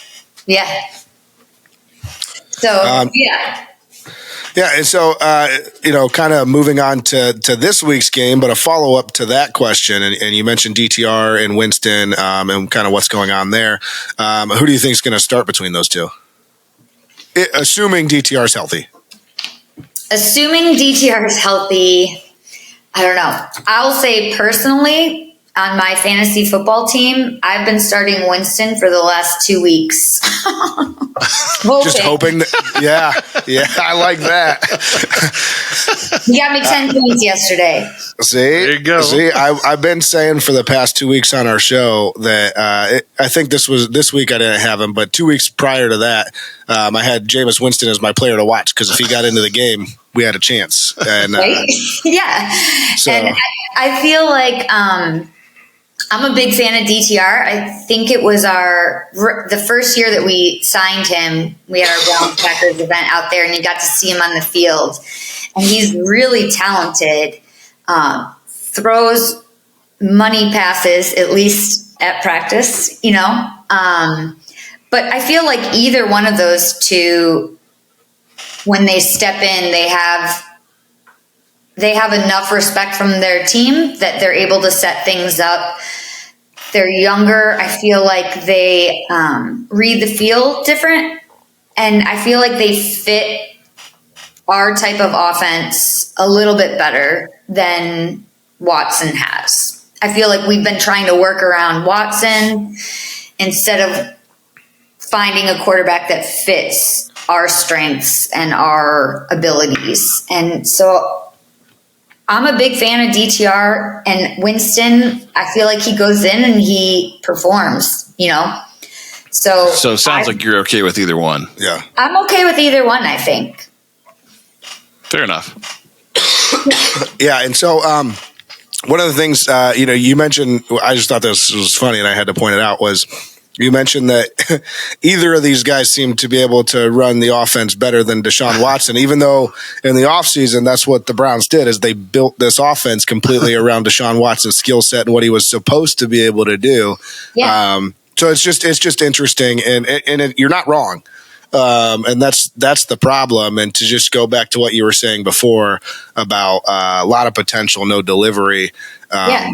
Yeah, we built an offense around a guy based on his skills that other people run better than he does. Yeah. So, I mean, it is what it is. I know this whole thing's been talked about ad nauseum. So, for this game, regardless of who plays, Winston or DTR, what is your score prediction for this game against the Ravens? I'd really like the Browns to squeak it out here, and I think there's. Don't be afraid to pick against the Browns. No, I don't want. I never. I'm not kidding. My fantasy team is full of Browns players because you don't win a lot of fantasy football. No, I don't. But in my fantasy football, the Browns are on top, and so I'll say. Let's do. I think we can squeak out a good 37 points, and maybe they'll have 30. Dang. I mean, I like it. I mean, they're going to have to probably score 37 to beat that. That's going to be like as much offense as we've produced the entire season so far. I like where your head's at, Lauren. This is going to be a fun game to watch. I love the fact that our fantasy football team is all Browns. That's true dedication there. Absolutely. Like, I don't care about winning. I just love the Browns. That's right. Everyone in my league loves when they play me. We'll say that. That's okay. But one last question before we go. We usually ask this. I was having a cough attack, having a cold, doing all kinds of things here, trying to make it through. Yeah, and so how did you become a Browns fan? I grew up just east of Cleveland, about 30 minutes in Madison, Ohio, right up on the lake. And obviously being close to Cleveland, we were Browns fans. I remember as a child of like 7, 8, making signs like poster board that we'd hunt down, "Go Browns," and hanging them around my house, like off the staircase before every game. You know, my dad was a fan, my grandpa was a fan, my mom is a fan, my grandma, who's 93, she was going to every home game. I mean, it's just built in us, I guess. And I was, a part of the people that cheered for the old Browns before we went away.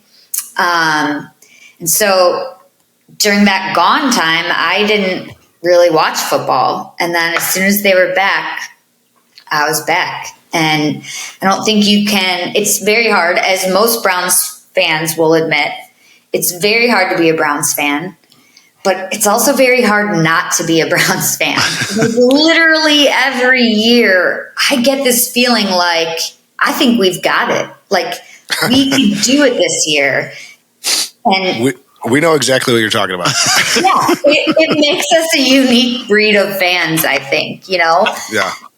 No, and that's great. I love the stories of you guys making homemade banners and hanging them up and stuff. That's awesome. That's how you end up with a fantasy football team full of Browns. Yeah. But I mean, you put it. I think every Browns fan can relate to what you just said. It's hard to love the Browns sometimes.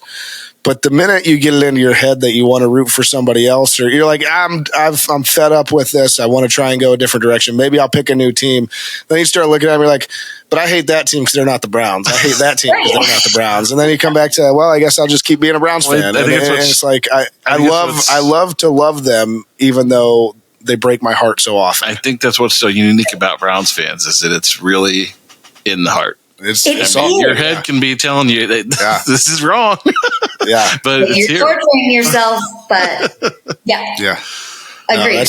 That's fantastic. But hey, Lauren, listen, we had a really good time talking to you. We could talk all day long about the Browns and about chapters like yours that make the Browns backers such a unique and wonderful organization. But unfortunately, we do have to get to the rest of our show. So, all right. Listen, we really appreciate you being on with us. And hopefully we'll see you again soon. I know we'll probably be at the Browns Backers President's Summit again next year, but maybe even before then. So for sure. Perfect. It was great being here with you guys. Good to see you again. Thanks, Lauren. Absolutely. Thanks so much. See ya. Go Browns. This is Lauren Kostelnik from the Bowling Green Browns Backers in Bowling Green, Ohio with the Burning River Sportscast. I hope you enjoyed. Go Browns. Good time talking to Lauren from the Bowling Green Browns Backers, huh? Yeah, except for you can't breathe or talk. Oh, that was awful, man. I had I don't know what it's like to have asthma. I know you do, but I feel like that's what it felt like. Like I could not breathe all of a sudden. That was wild. Yeah, outside of that, Lauren was great. I mean, we met Lauren at the President's Summit this year, and she was a lot of fun. Had a lot of great Very stories. unique situation because she owns her own bar. Yes, that is the Browns Backers viewing location. Correct. Yeah, I mean, it sounds like this has been good for their business, and it sounds like their business is doing well, so good for them. But yeah, she was a lot of fun at the President's Summit, and a lot of fun here today. Yeah. So with that, let's go ahead and take a quick revenue break, and then get back here and talk about the Week 8 matchup with the Ravens.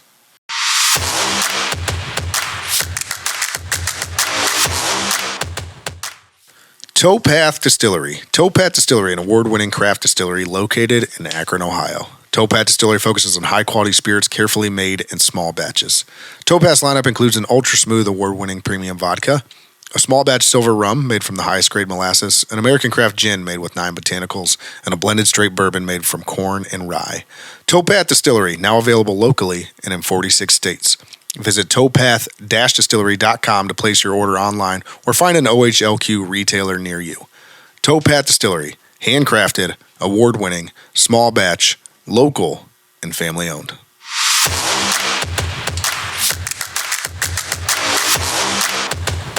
All right, guys, it's getting closer and closer to that time. Burning River Sportscast will soon help the Dog Pound take over New Orleans.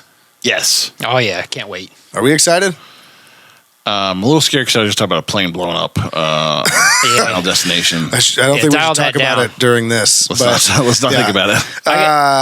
So this event includes optional round trip, private charter flight, 3-night stay at Renaissance New Orleans, Père Marquette French Quarter, welcome party, which is an all-inclusive cruise down the Mississippi River with the Dog Pound, Q&A with Kevin Mack, some autographs there as well, most likely, pep rally the day before, all-inclusive tailgate the day of, tickets to the game at the Superdome, which is the site of the Super Bowl this year, and on-site trip coordinators to handle any questions that may arise. We'll also have a few more friends. Bridget Linton, I hear there may be rumblings about some other alumni that possibly could make it, but yeah, this is going to be a lot of fun, and I think the one upside to the Browns not being very good this year, people are going to party extra hard.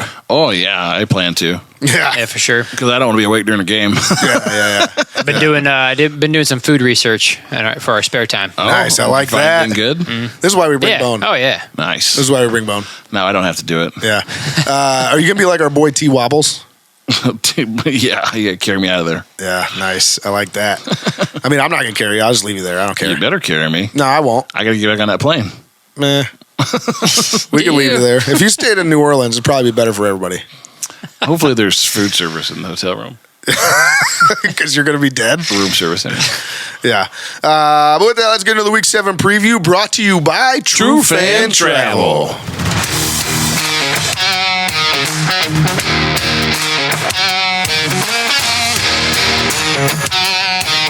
All right, guys. This week, we have the Baltimore Ravens. Kenny, you know what it's time for. Oh, is it time for Kenny's Cliff Notes? Yeah, it's time for Kenny's Cliff Notes. Time for Kenny's Cliff Notes. Why did I use such a small font? Ravens Cliff Notes. What else is Maryland known for but football and crab cakes? Ohio's own John Harbaugh in his 17th season. Is that a trick question?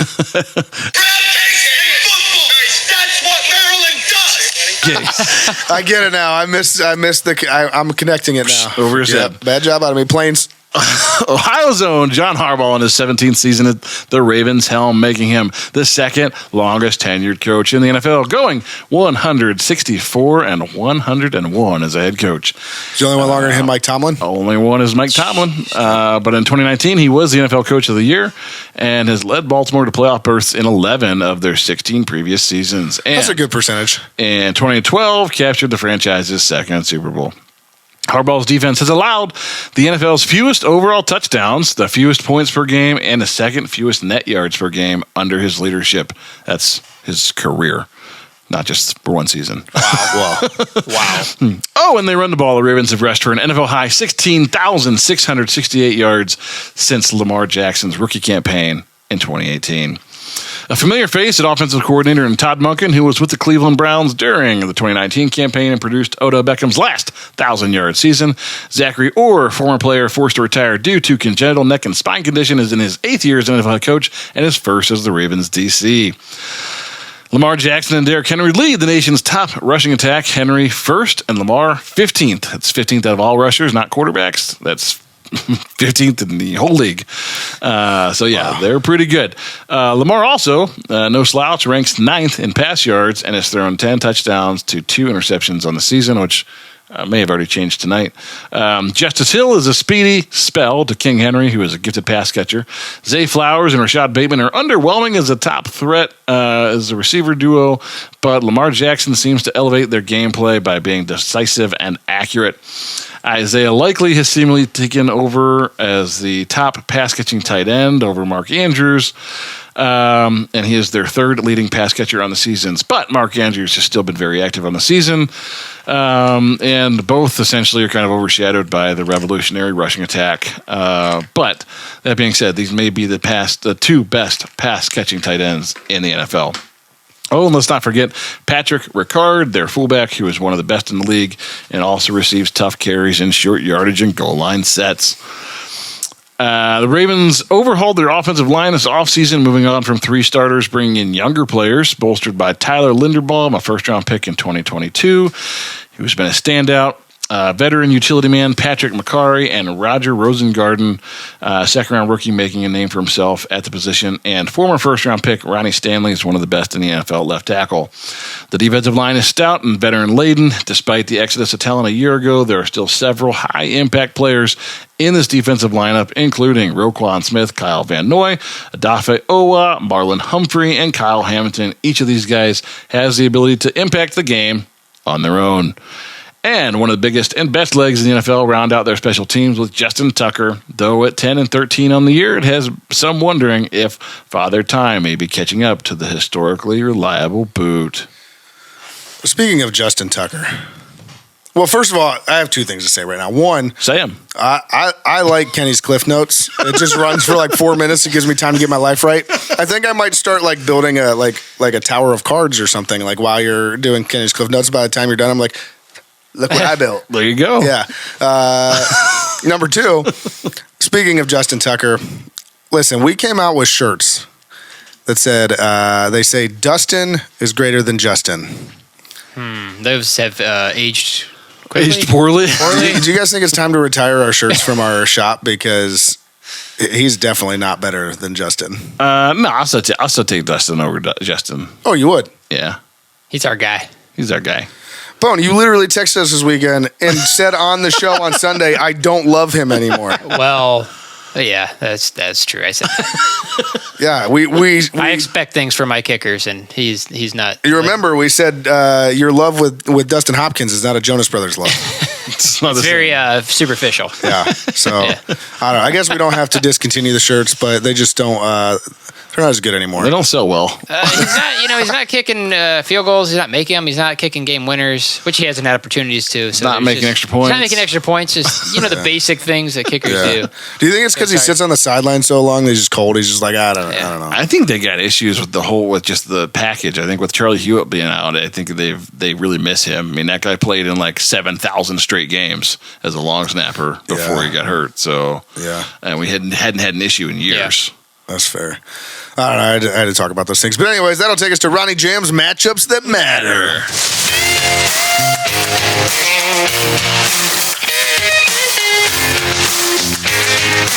Yeah, all right. So this week for Ronnie Jam's matchups that matter. First one, I'm going Browns front 7 versus Derrick Henry. And you could actually throw Lamar Jackson in this as well, because this is more of just like the rushing attack. We should probably just put Browns front 11. The rushing attack. That's fair. But you mentioned it already. Derrick Henry is first in the league in rushing yards. Lamar Jackson is 15th in the league in rushing yards. They have the top rushing offense in the league. They're averaging 205.3 yards per game. It's not bad. That is not a typo.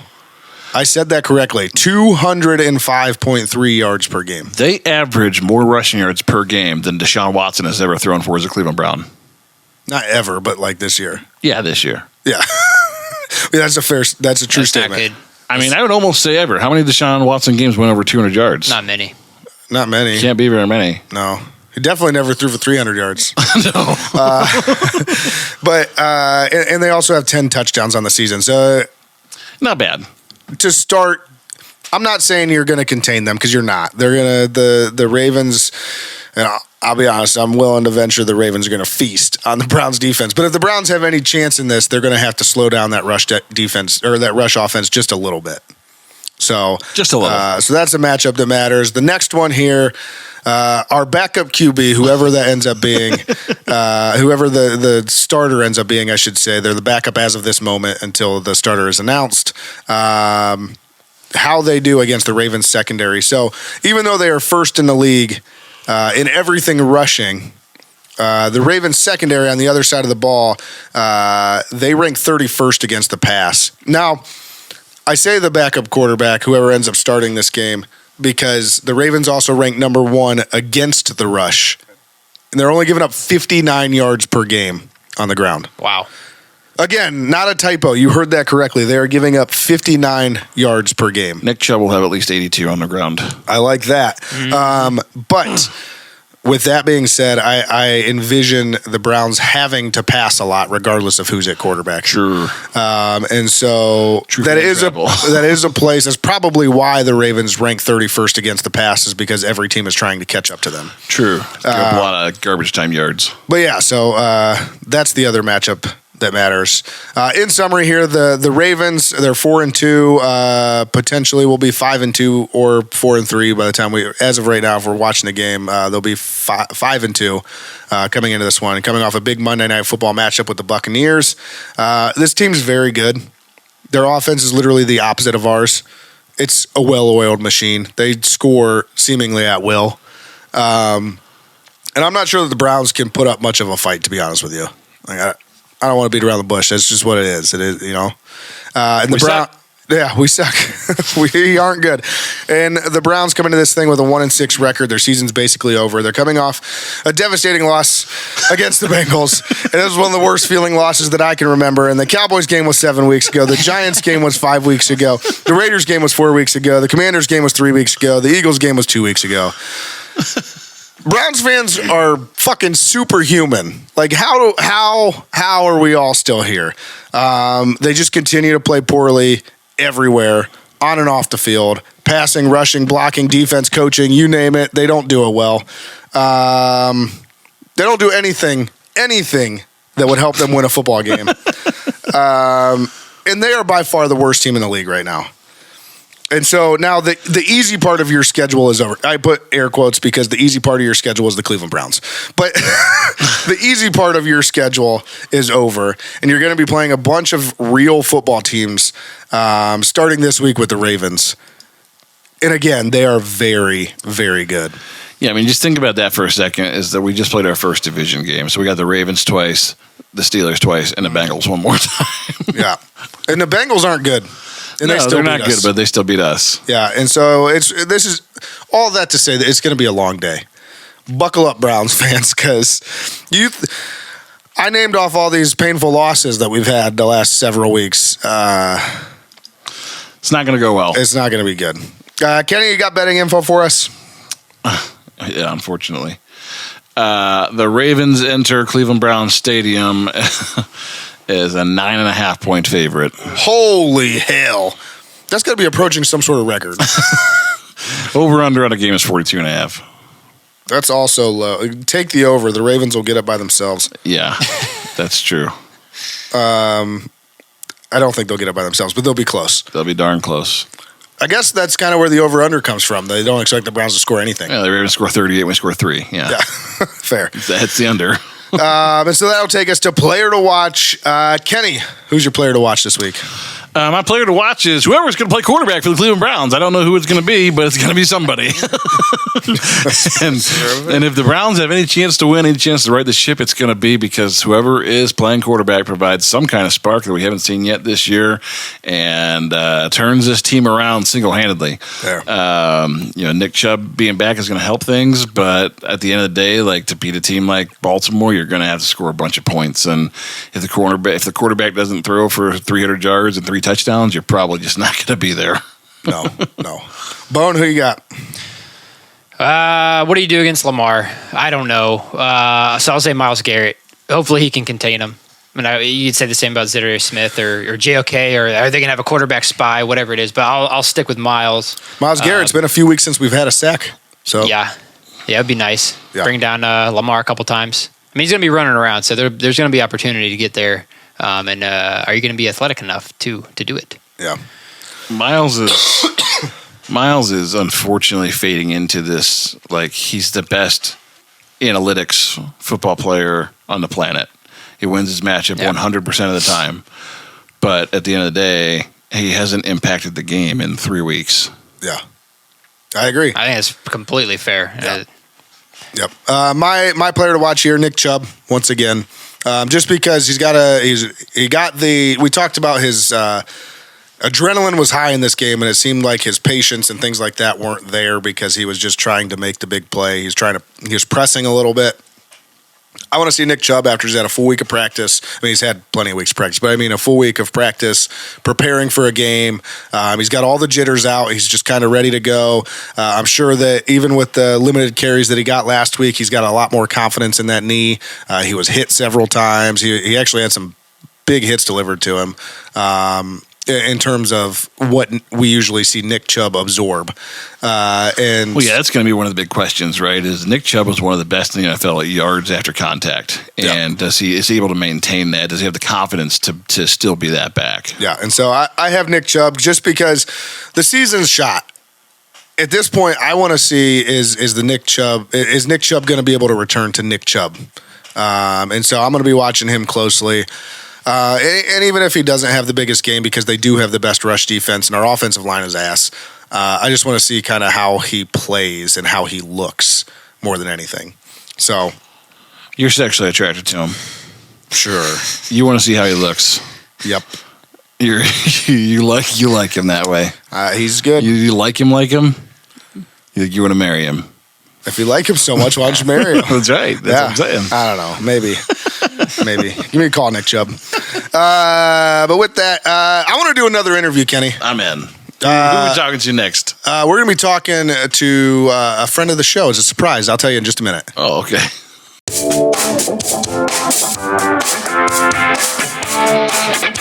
Powered by Riverside FM.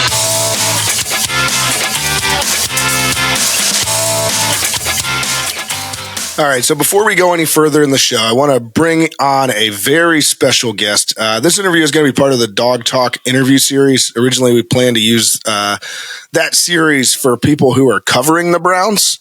But I think what I want to do is I want to expand this a little bit and also include super fans and personalities that live, breathe, and bleed orange and brown, because obviously those guys are dogs too. So Absolutely. Guys and girls. So with that, let's welcome Browns superfan and friend of the show, Brownstronaut. Oh, man. How are you? Good, Thanks for joining us. Good. Very good. This is the most excited I've been in a few weeks now, but, we're here. Is it safe to say that Burning River Sportscast gets you more excited than the Browns? Yes. Yeah. Comfortably. That's coming from a super fan. I feel good right now. Yeah. I feel good. A lot less expensive too. Yeah. But no, before we get into football, I understand that you just recently have gone through a huge life event. Can you tell everybody the big news? Yeah. So October 13th, 3 minutes till kickoff, I had my first child, got a daughter on the way. Thinking her name's Delilah, but I'm thinking D-Dog. D-Dog's a solid nickname for her. I like it. A bit of jersey mixed up. So yeah, she saved me from the Eagles game, and then Sunday I just focused on her about halftime. See, awesome. There you go. Congratulations. Yeah, she's been sweet. So you've had a daughter just over a week, and it's already paying dividends. Yeah. Oh, 100%. Yeah. So no, I mean, like I said, you are a Browns super fan, and you kind of built this persona, this Brownstronaut persona. Can you tell us your story and how you became Brownstronaut? Yeah, so honestly, pretty simple. I used to, or actually I went up to Halloween one year. The year before I got my season tickets, this was the year before the Odell trade. Dressed as an astronaut, I had the full, I had the helmet, I had the suit. And first time show that helmet a little bit. I want to see for sure. So I got the Brownstronaut on there. Fan gave me this Space Brown sticker. Got the QR code there. So it's a little decked out. I'll do lights for the night game, and it's you can't see anything through it, which is awesome. So you're constantly I'm ripping this up and just peeking through. But yeah, so had the outfit the day before. I just kind of was cleaning out the closet, made the decision like, hey, I'm going to wear this. This will be fun. It's all orange, let's rock it. And then just the feedback was awesome between fans, kids, everyone was loving it. Everyone was taking pictures. So I started out super gluing patches, which cost me about $100 that game in lost patches.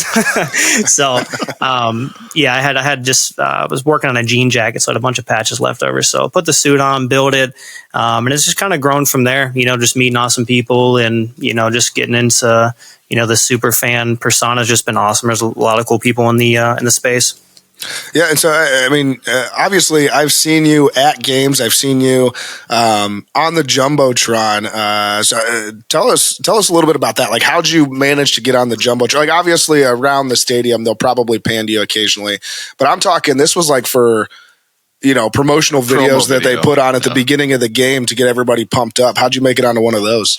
Yeah, it was definitely cool. So my main two places I tailgate is normally the start of Muni Lot there with all the big SUVs and, buses and West 6, which, rest in peace to them. But so they normally before the Browns are up there just looking for people to stick out, people to get fired up.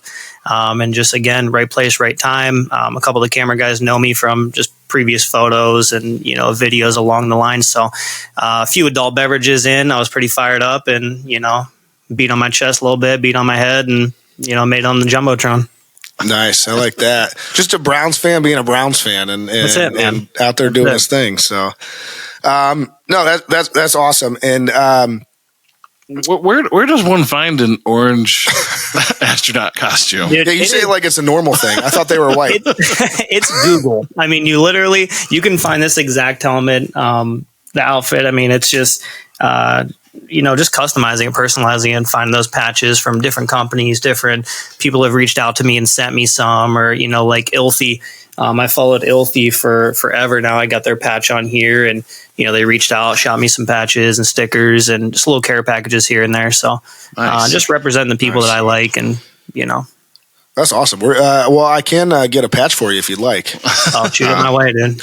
Absolutely. But no, I think it's just really cool, and it, I like that your story it was just so organic. It was just I had this laying around. I decided to do it. I thought coming into this, just to be honest with you, I'm like, well, the space, the whatever. The space that NASA has like a thing downtown. So I'm like, is this tied to NASA? Like, was he working with NASA? Maybe you're a real astronaut. Nope. I tell everybody I am, though. Nice. Everybody that asked me, yes, I just got back from the moon twice. I've been twice. Yeah, it's been a good time. I actually always salute, leave a muni lot. I always give a nice salute to the research center right there. Nice. Kind of yeah, that's just awesome. And I mean, with that mustache you're rocking right now, you look kind of like an astronaut. It looks official. It's straight out of the 60s. Yeah, it's sick. Yeah, but no, that's awesome. That like I said, it was just a Browns fan being a Browns fan. But being that you just became a father, I know you said I'm not sure if we mentioned it on air yet. I know we talked about it a little bit off air. You weren't at the game this past week. You were at home helping take care of baby, which is good on you. You didn't miss a lot. It was pretty awful. I was there. It wasn't that much fun. It was sort of confusing most of the game. But I want to ask you, like, specifically on Nick Chubb's return, how did that make you feel being at home watching it and seeing a guy that we've all been waiting for come back? I mean, just his return in general is just awesome. I mean, he brings so much to the team. He's such a class act, you know what I mean, on and off the field. He's just a guy that puts his head down.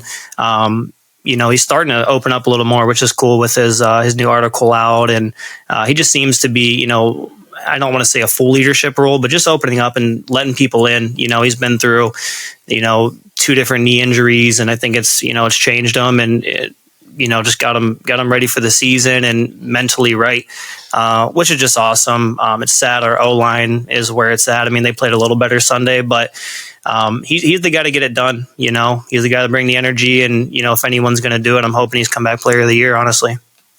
Absolutely. That would be great. And kind of on the flip side of things, Deshaun Watson, since he's been here, really has kind of divided this fan base as far as feelings towards him. And obviously he went down. We've since it really had just got confirmed. Everybody kind of knew it was a ruptured Achilles when it happened, just from the video. And so what are your thoughts around that? I mean, obviously there was some things that happened when he went down. There were some fans cheering. Mixed reactions. What are your thoughts about all that? Yeah, I mean, it's like you said, the fan base is it's torn in half. I mean, you have the people that, are rooting for him and has vouched for him, for on and off the field stuff, his play, different accusations, when someone's on your team like that, you're always going to try to support them, and, the back of our heads, is he a good guy? Is he a bad guy? And I think a lot of that cheering is kind of where that stemmed from. Hopefully just putting that kind of in the past. I think everybody, this was just lingering on us, all the money, all the picks, the off the field stuff, and just, I mean, we're always going to root for our guys. I think, for my seats are in the 500s. I'm row 2, but if something happened to him and I've been feeling this type of way, and I'm not saying this is how I do feel, but I'm going to cheer for change. I'm never going to cheer for someone's season being over, or, him being done and never playing again for us, or, his job being over. But, it's so I wouldn't be able to see that, and I'm not saying I would have cheered or not cheered, but it would have been one of those things again, where it's just, hey, I'm ready for some change. It feels like a lot of people are ready for change. And even if it was just for the game, a rolled ankle or something like that, just bring somebody in, bring some energy in. And, I wasn't there to hear the boos or the cheers, but I heard they were pretty egregious. It was intense. I was there. And at the beginning of the game, we talked about this on our live show Sunday night. At the beginning of the game, during player introductions, that was actually the moment that I was like, this is getting to a pretty insane point, just as far as the franchise goes and what's happening, because Deshaun Watson got introduced right before Nick Chubb, and it was like deafening boos. Yeah, like the loudest negative reaction I heard to a player ever coming out of the tunnel. And like the boos were louder for Deshaun Watson before the game than they were for the Bengals coming out of their tunnel. And then literally a second later, they go into the promo videos for Nick Chubb, and he's returning, and they announce Nick Chubb, and it was the loudest reaction I've ever heard in a positive way for a player coming out of the tunnel. And I was just floored. I was like, this is insane. Like, this is bad. This is worse than people who don't go to the games know, because you don't hear that unless you're in the stadium. Yeah, I think it's clearly, though, there was a lot of pent-up frustration, I think, just with fans that wanted to see a quarterback change made. I mean, I think that's a lot of it. I think fans were more so cheering for the fact that we had an opportunity for change, not necessarily I'm sure there were probably some vicious people in there that were just happy to see him hurt. But I think a lot of it probably, the mixed reaction was people were excited for an opportunity to see somebody else run that offense. Especially, the guards wrapping up the way they wrapped up, just a bad time for Cleveland sports. People are upset. All the expectations coming into this year and just seeing how things played out. It's just, again, people are ready. They're ready with their pitchforks and they're ready to roll, good or bad. And that's when it comes to Browns fans, they'll die with you, but they'll stab you in the back if they can, they're just so savage, man. They're just crazy. Yeah, we had talked about, Tim Couch suffered the same fate, right? Way back when he broke his leg and they cheered him off the field. So. Yeah, it's been done before. And I will say this to Browns fans' credit. I still think we're the best fans in the world. I know everybody on Twitter was talking about all Browns fans should be embarrassed, or I'm embarrassed to be a Browns fan and all this stuff when people cheered after Deshaun. But to your point and what you just said, they'll ride or die with you if you're playing well. And even when you're not necessarily playing well, they'll ride or die with you if they're one of your guys until they reach that point that they're fed up. And to the Browns fans' credit, they will let you know. They'll let ownership, they'll let coaches know when they are fed up with somebody. And I think it had just reached that point, unfortunately, with Deshaun. Yeah. So, but with these two developments, where do you think this season is heading from here? So I mean, just looking at next week with the Baltimore game, DTR is the finger injury. What I hope to see, I hope that we start Jameis and just see if there is that Flacco, lightning in a bottle type. He just absolutely lights it up, especially, with the finger injury. We lose this game though. I think it's DTR time just to see what's left. I don't know if, there's rumors about trading Winston and, even other players. I don't know if you guys are going to touch on that, but I think they're going to sell, a few pieces and rack up those picks, which I don't blame them. I mean, this is going to hurt the organization for years to come, with this Deshaun contract, money and picks and all that stuff. So I see them grabbing as many assets as they can. I'm hoping we keep, the Miles and the Ward and the Chubb and the, even Corey Bajorquez, he's a baller, but just hoping we keep those core pieces, man, and sell off what we have and start this restart. Yeah, I will say little silver lining. The Browns do have insurance against Deshaun Watson injury, so that was something that they were able to recoup a little bit, or they're going to be able to recoup. Looking forward a little bit, obviously you kind of alluded to the fact that it probably looks like the Browns are in stockpile mode for draft picks here. Do you have any early inclinations on anybody you'd like to see in orange and brown, and Ashton Genty, Shadur Sanders, Keon Ward, anybody in particular? Not particular. I think they're going to end up trading down and getting more picks. But O-line. Obviously we have to figure out the QB situation, but, losing our O-line coach was huge. I don't know if it's the discipline or if it's just the skill set of, who's coaching now. It just seems that they worked harder for him and, they just got it done. This year just looks completely different. So, O-line, and of course they're going to grab a QB. They have to. Absolutely. And score prediction for this week, since that's right around the corner. Come on, I'm not ready to hurt yet. Let me go. I'll go 13-24 Ravens. Okay. Yeah, I like that you're not afraid to pick the Browns to lose, because we've finally gotten to the point this, we try and be optimistic as much as possible. We've gotten to the point where we're like, they're not a good football team. We've been on the air for 3 years, right? So we kind of started this podcast while the Browns were playing relatively well. Mm-hmm. And we've finally hit that point now where we're back to kind of the old Browns. Yeah. We're starting to see people go, all right, I can't just pick the Browns to win every week. My hope is just destroyed. I mean, we got to be realistic and, swallow our pride and, just figure out what we got to do. I'm hoping Winston goes up there and, throws, 3-4 touchdowns and, a couple 100 yards and probably an interception with it, but we'll see, man. These guys got to catch the ball. We got to stop with all these penalties and putting ourselves in bad situations. I mean, there's so much more to, just swapping out a quarterback. Everyone, thinks that, one guy's going to be the difference. There's a ton of lingering issues. So I think Winston gets the start, and then if we lose, hopefully it's DTR and just seeing what's there. You know what I mean? He needs time. The day after my wedding, I went to the Ravens game. That was the only home game we lost last year. I worked for months to get the wife to go to that game the night after our wedding, and family was there, and it was just miserable. So I like the kid. She was like, "This is why I don't listen to you." Yeah. Oh yeah, her family's across the stadium. You give me this. I'm like, yeah, I mean, I was also there to kind of go against that for the Hall of Fame game. Here at Canton, and we were ready to leave at halftime, and I was like, just see what's going to happen. He gets out there, and just the energy was completely different. It seems that he, even for being how young he is, he seems like a good leader. It seems like the team wants to go around him. I love the rushing ability, and I think he just needs time. I mean, it's not going to hurt if we're 1-7 and we lose Sunday. Just to give him some time, man. It's funny you brought up the Hall of Fame game, because that was one of the things I remember. One of my takeaways from that game was maturity level in simple things. Right, it was on handoffs where he would finish kind of you take off and run like you still had the ball,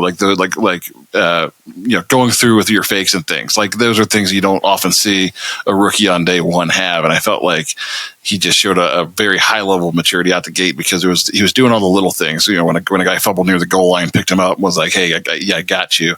So I think you're right. I think there's some untapped potential there. I mean, I'm interested to see what happens with DTR, sure. But obviously we probably need to figure out sooner rather than later so that we know what we're doing in the draft. Yeah, and we have to see. That's just I'm not thinking that he's the solution to everything based off what we've seen, or even statistics. But he has that grit. He has that rushing ability. The team seems to be around him enough. So you just have to see. If we land a Purdy, awesome. If not, we see what we have here. Yeah. So let's switch gears a little bit here. I want to switch from present to future. And one of the things that's come out around this, I've seen the meme, the best meme that came out for this is it lists all the problems that the Browns are having right now, and it's the Flex Seal thing, and Jimmy Haslam slaps a $2.4 billion stadium on it. So, what are your thoughts about the stadium and the fact that they have announced that they want to move forward with this decision to move to Brook Park? Do you like the move? Do you not like the move? You probably have a little bit different perspective than most, because you're in that warm and cozy astronaut suit, so the weather doesn't affect you as much. So just want to hear what you think.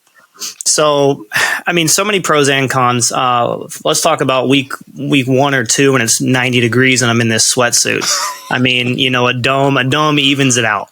Winter's awesome, but when it comes to the move, I mean, ultimately there's a billionaire that has billions of money and loves to spend it. He's going to get a dome. He wants to have his hand in everything, parking, events. I mean, outside of Brown stuff, he wants to have, he just wants to grow, man. That's what they're all about.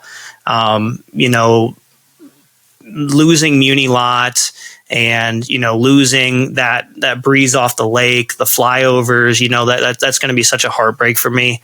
And more importantly, if I had a chance to talk to Haslam, you can't price out the average fans. That's going to be such a big thing. I mean, you watch the Yankees game, and there's open seats. People can't even afford to go, and he can't do that. I hope he doesn't. I mean, even though my season tickets they keep going up. The team seems like it's in a rebuild. Hopefully get a discount next year. But that's what worries me the most. If I had one chance to tell him, hey, don't price this out. Don't make $80 parking. Don't rack these tickets up to $4,000 for the year. I mean, it's hard for me to have someone come to the Baltimore game with me Sunday. So just think about the fans. Yeah, absolutely. Yeah, I think that's my biggest fear as well. I agree. Just average fans being priced out, because they're going to increase the prices, but it's got to be something palatable. Yeah.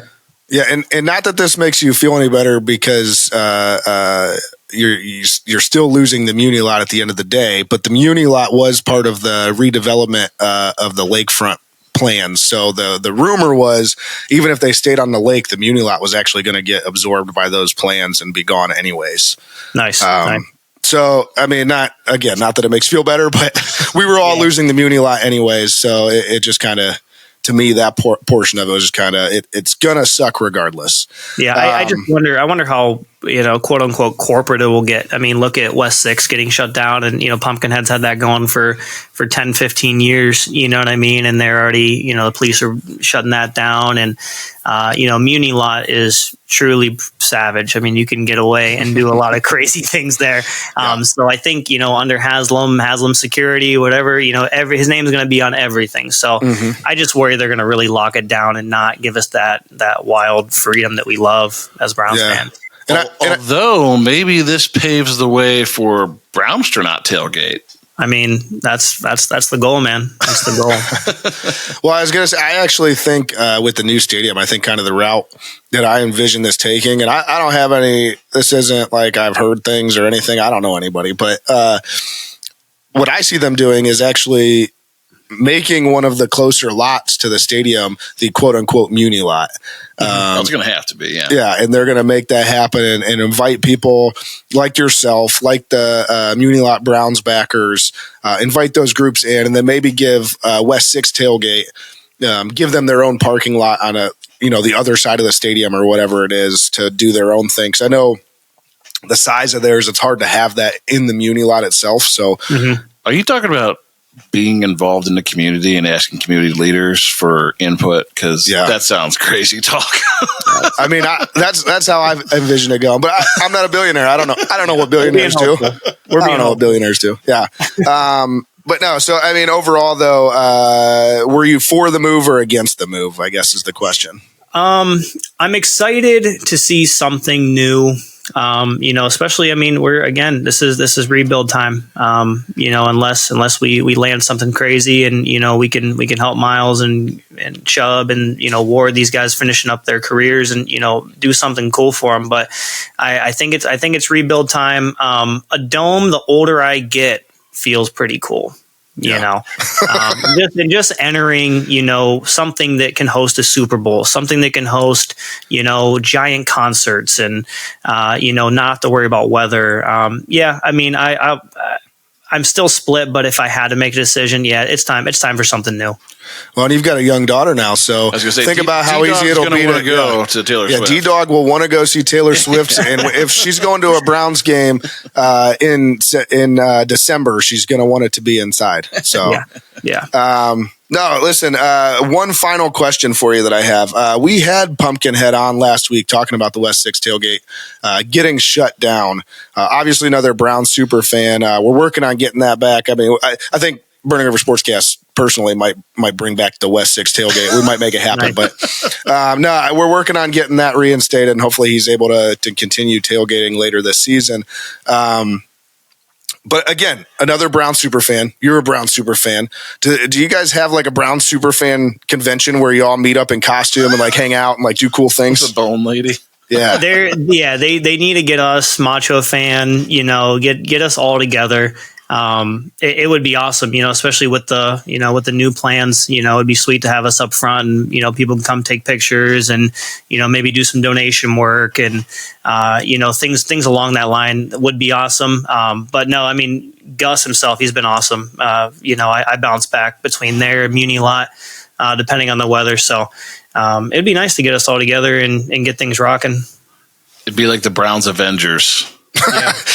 Yeah, I like that. We got Brownstronaut, and I don't know how you fit that into Avengers, but yeah, let's try. It's a mouthful. No. Listen, Brownstronaut, Mr. Knott, it's been incredible having you on. We really appreciate your time. We hope to have you on again in the future. Sure. Just to talk some more, talk updates for the Browns, maybe when the stadium comes or before it comes. There we go. Look, this is just a real chill guy. Like, I feel like we should all hang out now. Yeah. So, I'm at a camp, man. Yeah, come kicking. I'm right here. I'm right here by the Hall of Fame. So come say what's up. Someday we won't have to call you Brownstronaut. We'll be on like a name basis. Like, yeah. Don't. Not now though. Mr. Knott works for now, but I got a mustache. I deserve a Mister. Yeah. with that stash, you definitely deserve the mister. But no, again, great having you on. Really appreciate it. And we'll talk again soon. Thank you, Ronnie. Thank you, Kenny. Appreciate it. I'm Brownstronaut, and you're listening to Burning River Sportscast. Go Browns.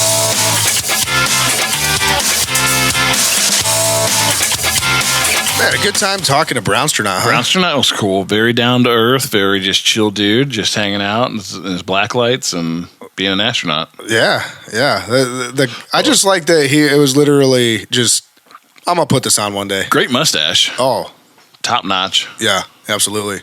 Looking straight out of Reno 911. And I like the fact that he called Bone caveman before he came on the air. Yeah. He had notes. Kenny has glasses. Ronnie's the other guy, or whatever he said about me. And no Bone glasses.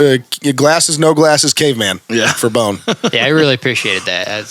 That was one of the better compliments I've ever received. Yeah, nice. But yeah, I mean, and I thought he did a good job of explaining kind of how fans feel with everything going on with the Browns right now. Yeah, no, that was a thoughtful dude. I'm glad we had him on. I mean, sometimes you never know what you're going to get with fans. I mean, that was the guy that pays attention and was thoughtful, and that was a good interview. Yeah, for sure. But with that, let's go ahead and get gassed up.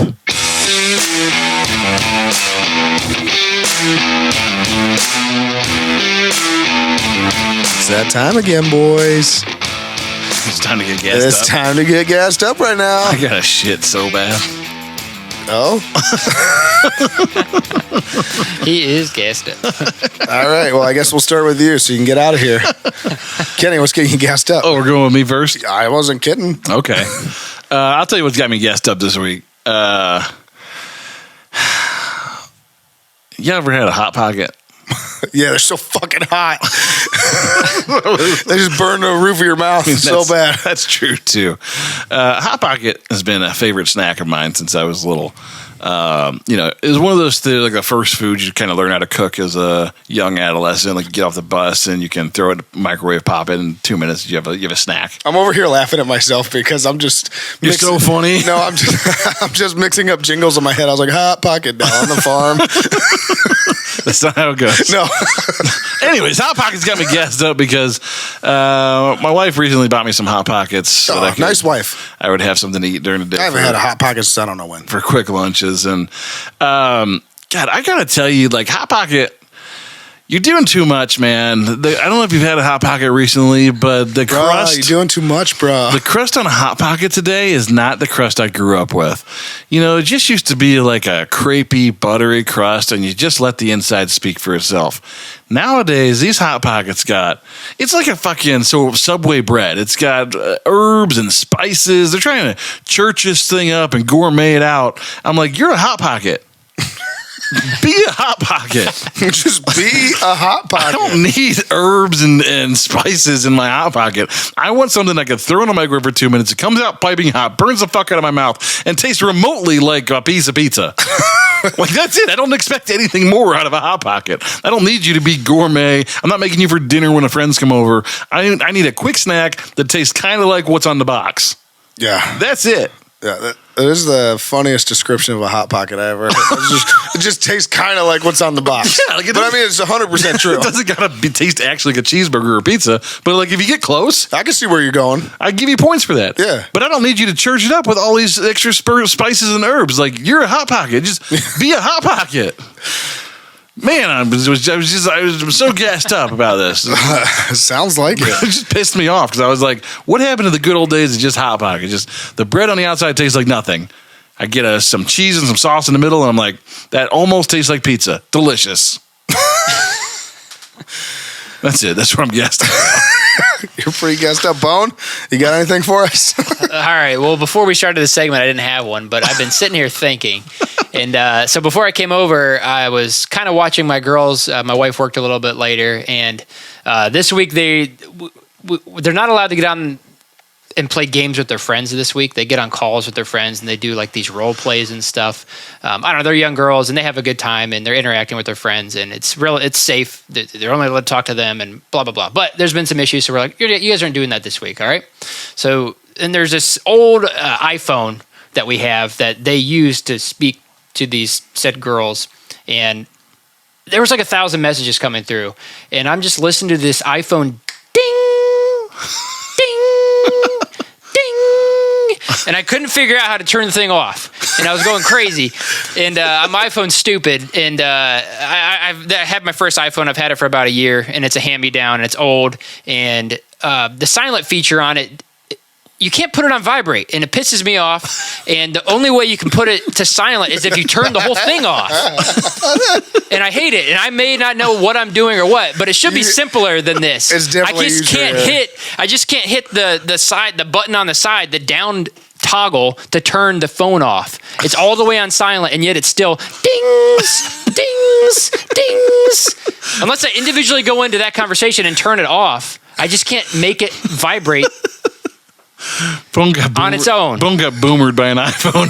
Yeah. So hard. Yeah. Between you and Bone, I didn't it's amazing that we run a multimedia. Any other phone I've ever had, I was able to just turn it on vibrate right from the side, and this phone doesn't allow me to do that. Oh my God. It doesn't. He's just getting so gassed up right now.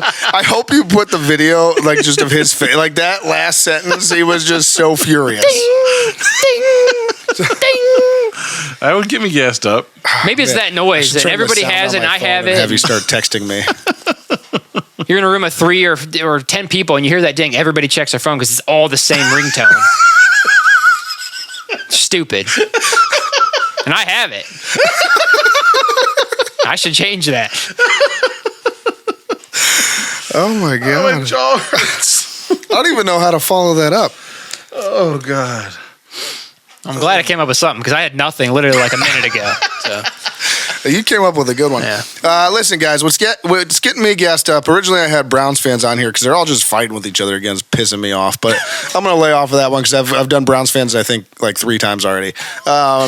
So my guest up this week is going to be leaves. Hell yeah. And what do I mean by that? Your leaves fall. And not so much my neighborhood anymore, which thankfully, but the neighborhood I used to be in, I was thinking about this. I was like, God, I'm going to have to go out and start cleaning up leaves soon. Who the fuck cares if my leaves get cleaned up? Like, seriously, what's the point? And they're actually really good for your lawn, first off. And second off, like, they're good for a lot of other things. And who the fuck cares? Like, why do I have to clean up my leaves? Because you want my lawn to look nice? I'll be honest with you.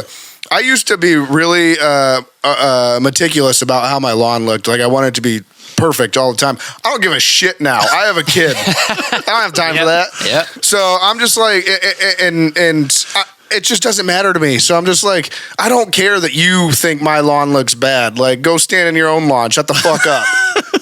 No, I actually agree with you. That was one of the things that bothers me the most about fall is this idea that like leaves are bad.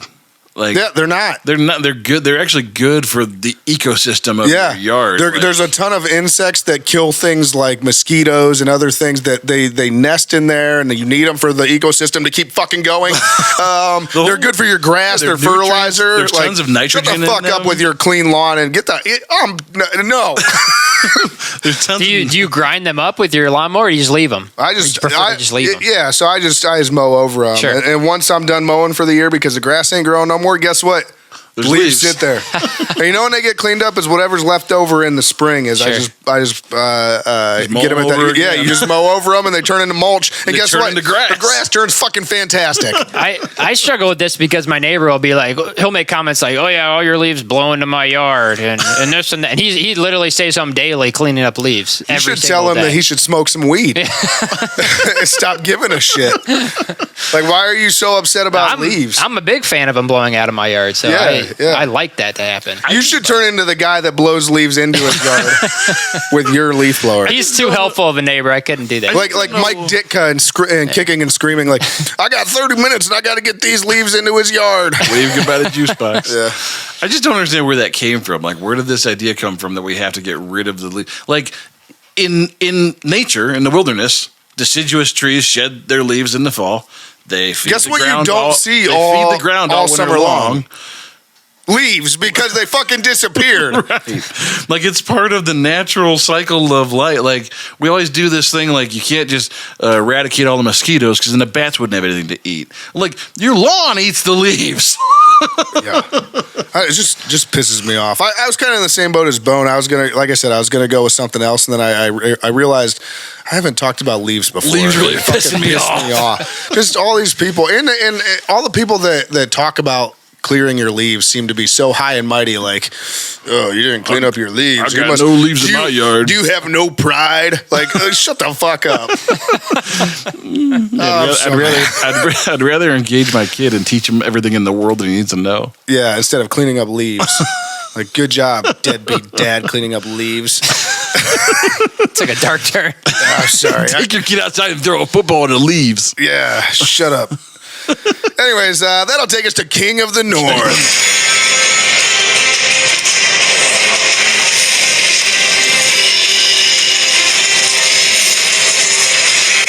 All right, Kenny. Usually you love this part, but it's not as bad today because you're not as bad today. Thank you.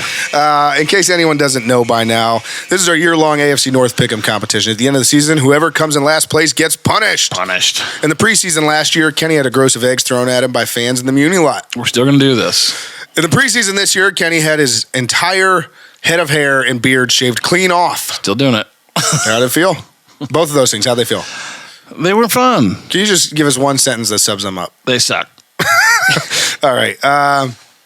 Punishment this season, tentatively, because I know Bone questions the legalities, but tentatively, the punishment is you have to go to a public pool, get in the pool, and then publicly announce that you have peed in said pool.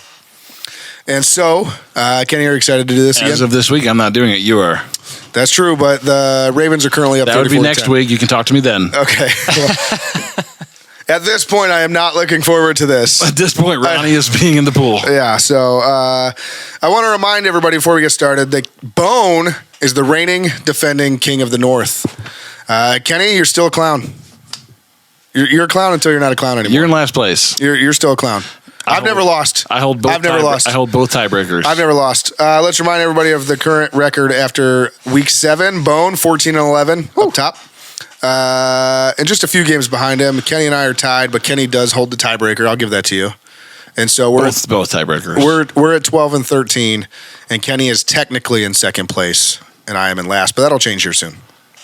So let's go ahead and get into this week's games. We'll start with the Bengals. The Bengals host the Eagles. Kenny, we'll start with you. Who you got? Who do I got this week? I'm actually going to go Bengals this week. I don't think the Eagles are very good. All these teams beat us really badly, but I don't have a lot of faith in the Eagles at all. And I think Joe Burrow has been playing really good football, and I think that a quarterback sometimes is good enough to overcome even your team being bad. And if I had to take them head to head right now, Joe Burrow, Jalen Hurts, I'm taking Joe Burrow. Fair. Bone, who you got? I'm also going to go Bengals. That was kind of my first instinct. The Eagles didn't really beat us that bad. Bengals didn't beat us that bad. I'm like, Bengals at home. What are they, on a 2-game win streak? Does that sound right? Yep. I think they keep it going. They're going to beat the Eagles. That's fair. Guys, I also have the Bengals. These are two really bad football teams. Exponentially better than the Browns, but so much better. Still two really bad football teams. This is going to be a shit show of a game. The reason I go Bengals is because they at least have a top-notch offense.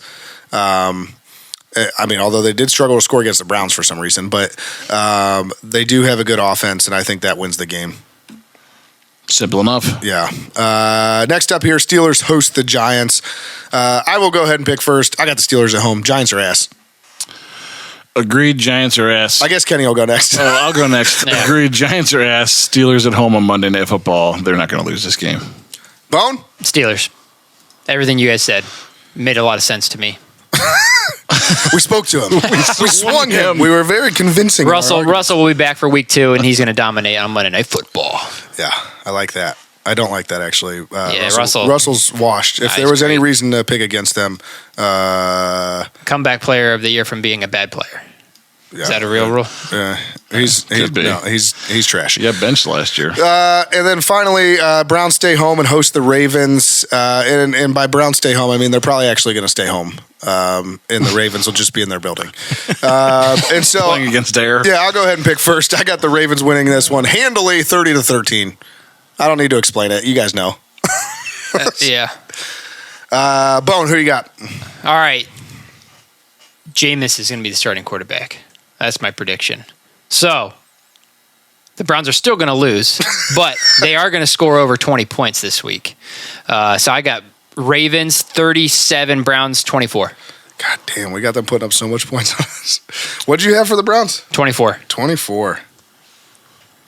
Kenny, who you got? Please go Browns. I'm in the same boat. I think the Browns have an offensive explosion this week. I think Jameis probably gets the start, and Browns score 26. Ooh. Unfortunately, the Ravens will score 34, and we will lose again. And it will be the worst loss I can remember. The Cowboys lost 7 weeks ago. Don't take my... That's my thing. That's my new favorite bit of Mr. James. Yeah.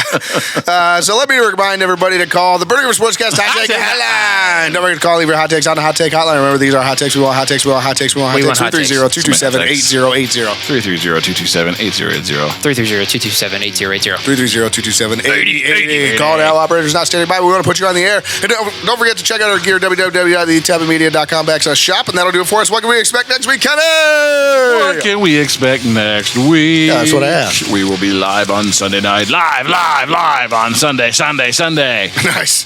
That's right. Join us Sunday evening after the game for another live edition of BRS. That's us, Burning River Sportscast. We will be recapping the Browns' Week 8 loss against the Baltimore Ravens. We will be on at approximately 8... Look, I'm just being honest.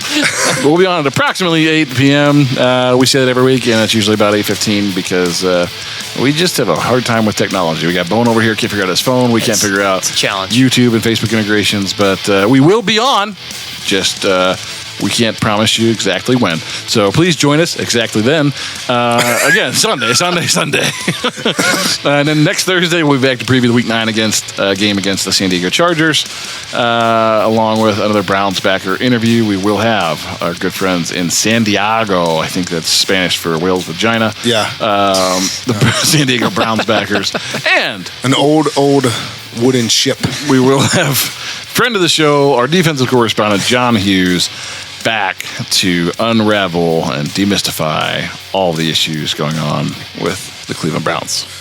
And don't forget to check us out on social media. Tappan Media is on Facebook, Twitter, and Instagram at the Tappan Media and Burning River Sportscast. That's this podcast is on Facebook, Instagram, TikTok, and YouTube at Burning River Sportscast, and on X at Burning River Pod. You can find our podcast wherever you get your podcast. I'm talking Apple Podcasts, Spotify, YouTube Music, Amazon Music, Stitcher, Pandora, iHeartRadio, Podcast, Castro, Good Pods. We are number one rated football podcast, and so many more. And you know what that takes us to, Kenny? Thanks for this.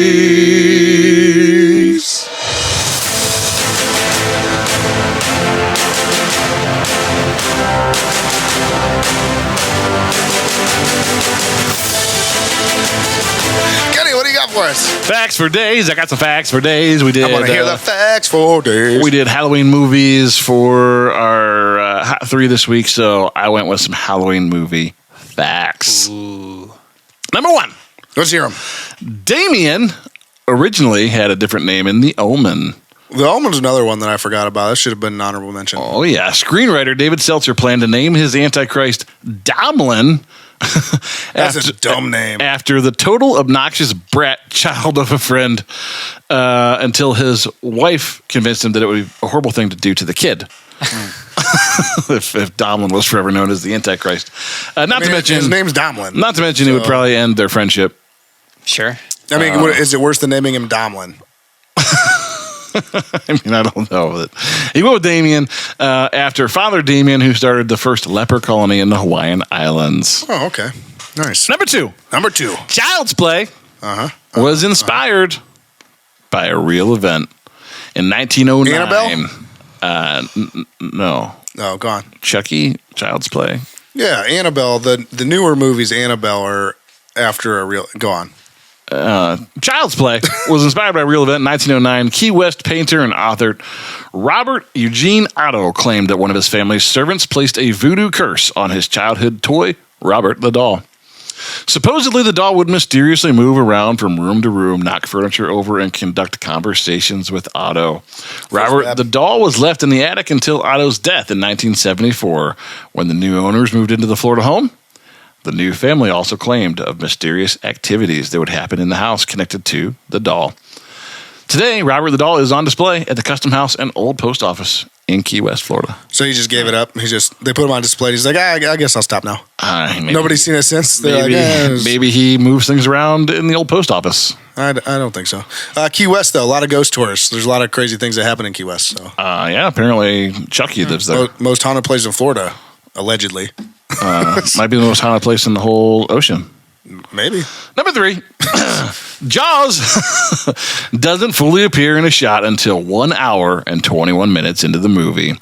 While the lack of the shark's appearances works to heighten the tension in Jaws, the real reason the shark isn't shown in full is because the mechanical shark that was built rarely worked during filming. Director Steven Spielberg had to create inventive ways, like the yellow barrels, to shoot around the non-functional movie shark. Nice. And number 4, an honorable mention, Psycho is the first American film to feature a toilet. In addition to being the first American film to show a toilet on screen, Alfred Hitchcock's Psycho is also the first American film in which we hear a toilet being flushed. It's like commonplace now. The 1950s were a wild time, my friends. We can't talk about that. Potty humor. We can't talk How about potty dare humor. you? And now, my friends, it's back to blow your bloomers off. Man, those are good facts for days. I liked them. Yeah, there you go. Yeah, I mean, not your best, but not your worst. Come on. Did you give us whale facts? I'll give you a Jaws fact. Yeah, shark facts. That's pretty close. Yeah, that's close. From the ocean. I just kicked them up a notch. Those were a lot better facts than I thought they were. See, I told you they would be. Yeah. And unless you're bringing whale facts, though, they're not going to make the top 3 because I think you've done whale facts 3 times now. All right, sperm whale facts next week. No, we got more Halloween stuff. More Halloween stuff. Great. Bone, how you doing over there? Oh, I'm doing great. I'm getting tired. I'll probably go to sleep soon. Getting tired. Driving home is going to be a challenge. Yeah, fair. Yeah, so bon appetit. Don't just be a part of the problem, be the whole damn problem. And only you can prevent river fires. Burning River Sports. Burning River. Sleepy River Sports. Burning Sleepy Hollow. Burning Bone, Rivers. give us a song to sing. Oh, man. This is a story of a girl who cried a river and drowned the whole world. And though she looks so sad in photographs, I absolutely love her when she smiles. When she smiles. Good night, Cleveland. Good night, Akron. Good night, Cleveland.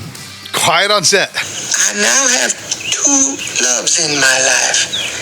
Big city living and a voodoo woman named Phyllis. I didn't think we'd be getting into Brad Pitt's ass. I can't even say it. I didn't think we'd be getting into Brad Pitt's ass. Yeah, didn't think we'd get in there. We talk a lot of analingus on this show. So put your right foot in and take your right foot out. Then put your right foot in and shut the hell up because it's not time for the hokey pokey. It's time for the Burning River Sportscast. Motorboat? You play the motorboat? You motorboat son of a bitch. You old sailor, you. You know what I was thinking during that interview? What were you thinking? Nothing, because you don't have thoughts because you're a brainless idiot? Wow. My name is Uhtred, son of Uhtred. By the way, I want my foreskin back. Hey, it doesn't matter what you think. Women's Guide to Anal Sex, and it was the 2nd edition. Who makes the second edition? The weather outside is weather. The other one, the finger eating food fingers. Oh my God! My house is full of shit! He shit everywhere! Yes. Ejaculate all over my body and my genitals. Yes. Oh no! We suck again! You don't need fundamentals when you got heart. and Jesus. And Jesus. That's right. Touchdown. Number Anyways. 1. What do you mean funny? Funny how? How am I funny? It's going down. I'm yelling timber. Goddamn jets. Should we start a meat podcast of like the meat pod? Slow roasted. The leads are weak. The leads are weak. Fucking leads are weak. You're weak. Though we should send a team of oil core drillers a la Armageddon to Mars to have them access the newly discovered reservoirs of water trapped 7 to 12 miles under the surface that, when released, will cover the entirety of everything on the planet, less than a mile high. All I do is win no matter what. Erroneous on both counts. Oh, Lord. I mean, last year when I won and went home, my wife's pants hit the ground. Wow. But damn! Well, I'm sorry, I hijacked your segment for a second to do some good podcasting. You know why, mister? Because you drove a Hyundai to get here tonight. I drove an $80,000 BMW. That's my name. I think we've officially lost all of our more conservative viewers. So I don't think they want to listen any longer. This is it's Mother Nature. I live my life a quarter mile at a time. Where's Logo Girl when you need her? I desperately want to make love to It's Cheese We Girl. need Cheese Girl now. Down goes Anderson! Down goes Anderson! Who's canceled now? Who's canceled now? Probably me. You making fun of fat people? I'm not. Just you. We're a whole race, basically. No way. You just finger bang their salad. What? You first get shocked, and then you get the shocker. Hey, you like to see almost naked? That's cool, man. Whatever. No. Most people, they're driving along and they're in between meals. They're like, I'm a little hungry. I'm going to have a granola bar. And he's like, I need a cheeseburger. Are you not entertained? Are you not entertained? Is this not why you were here?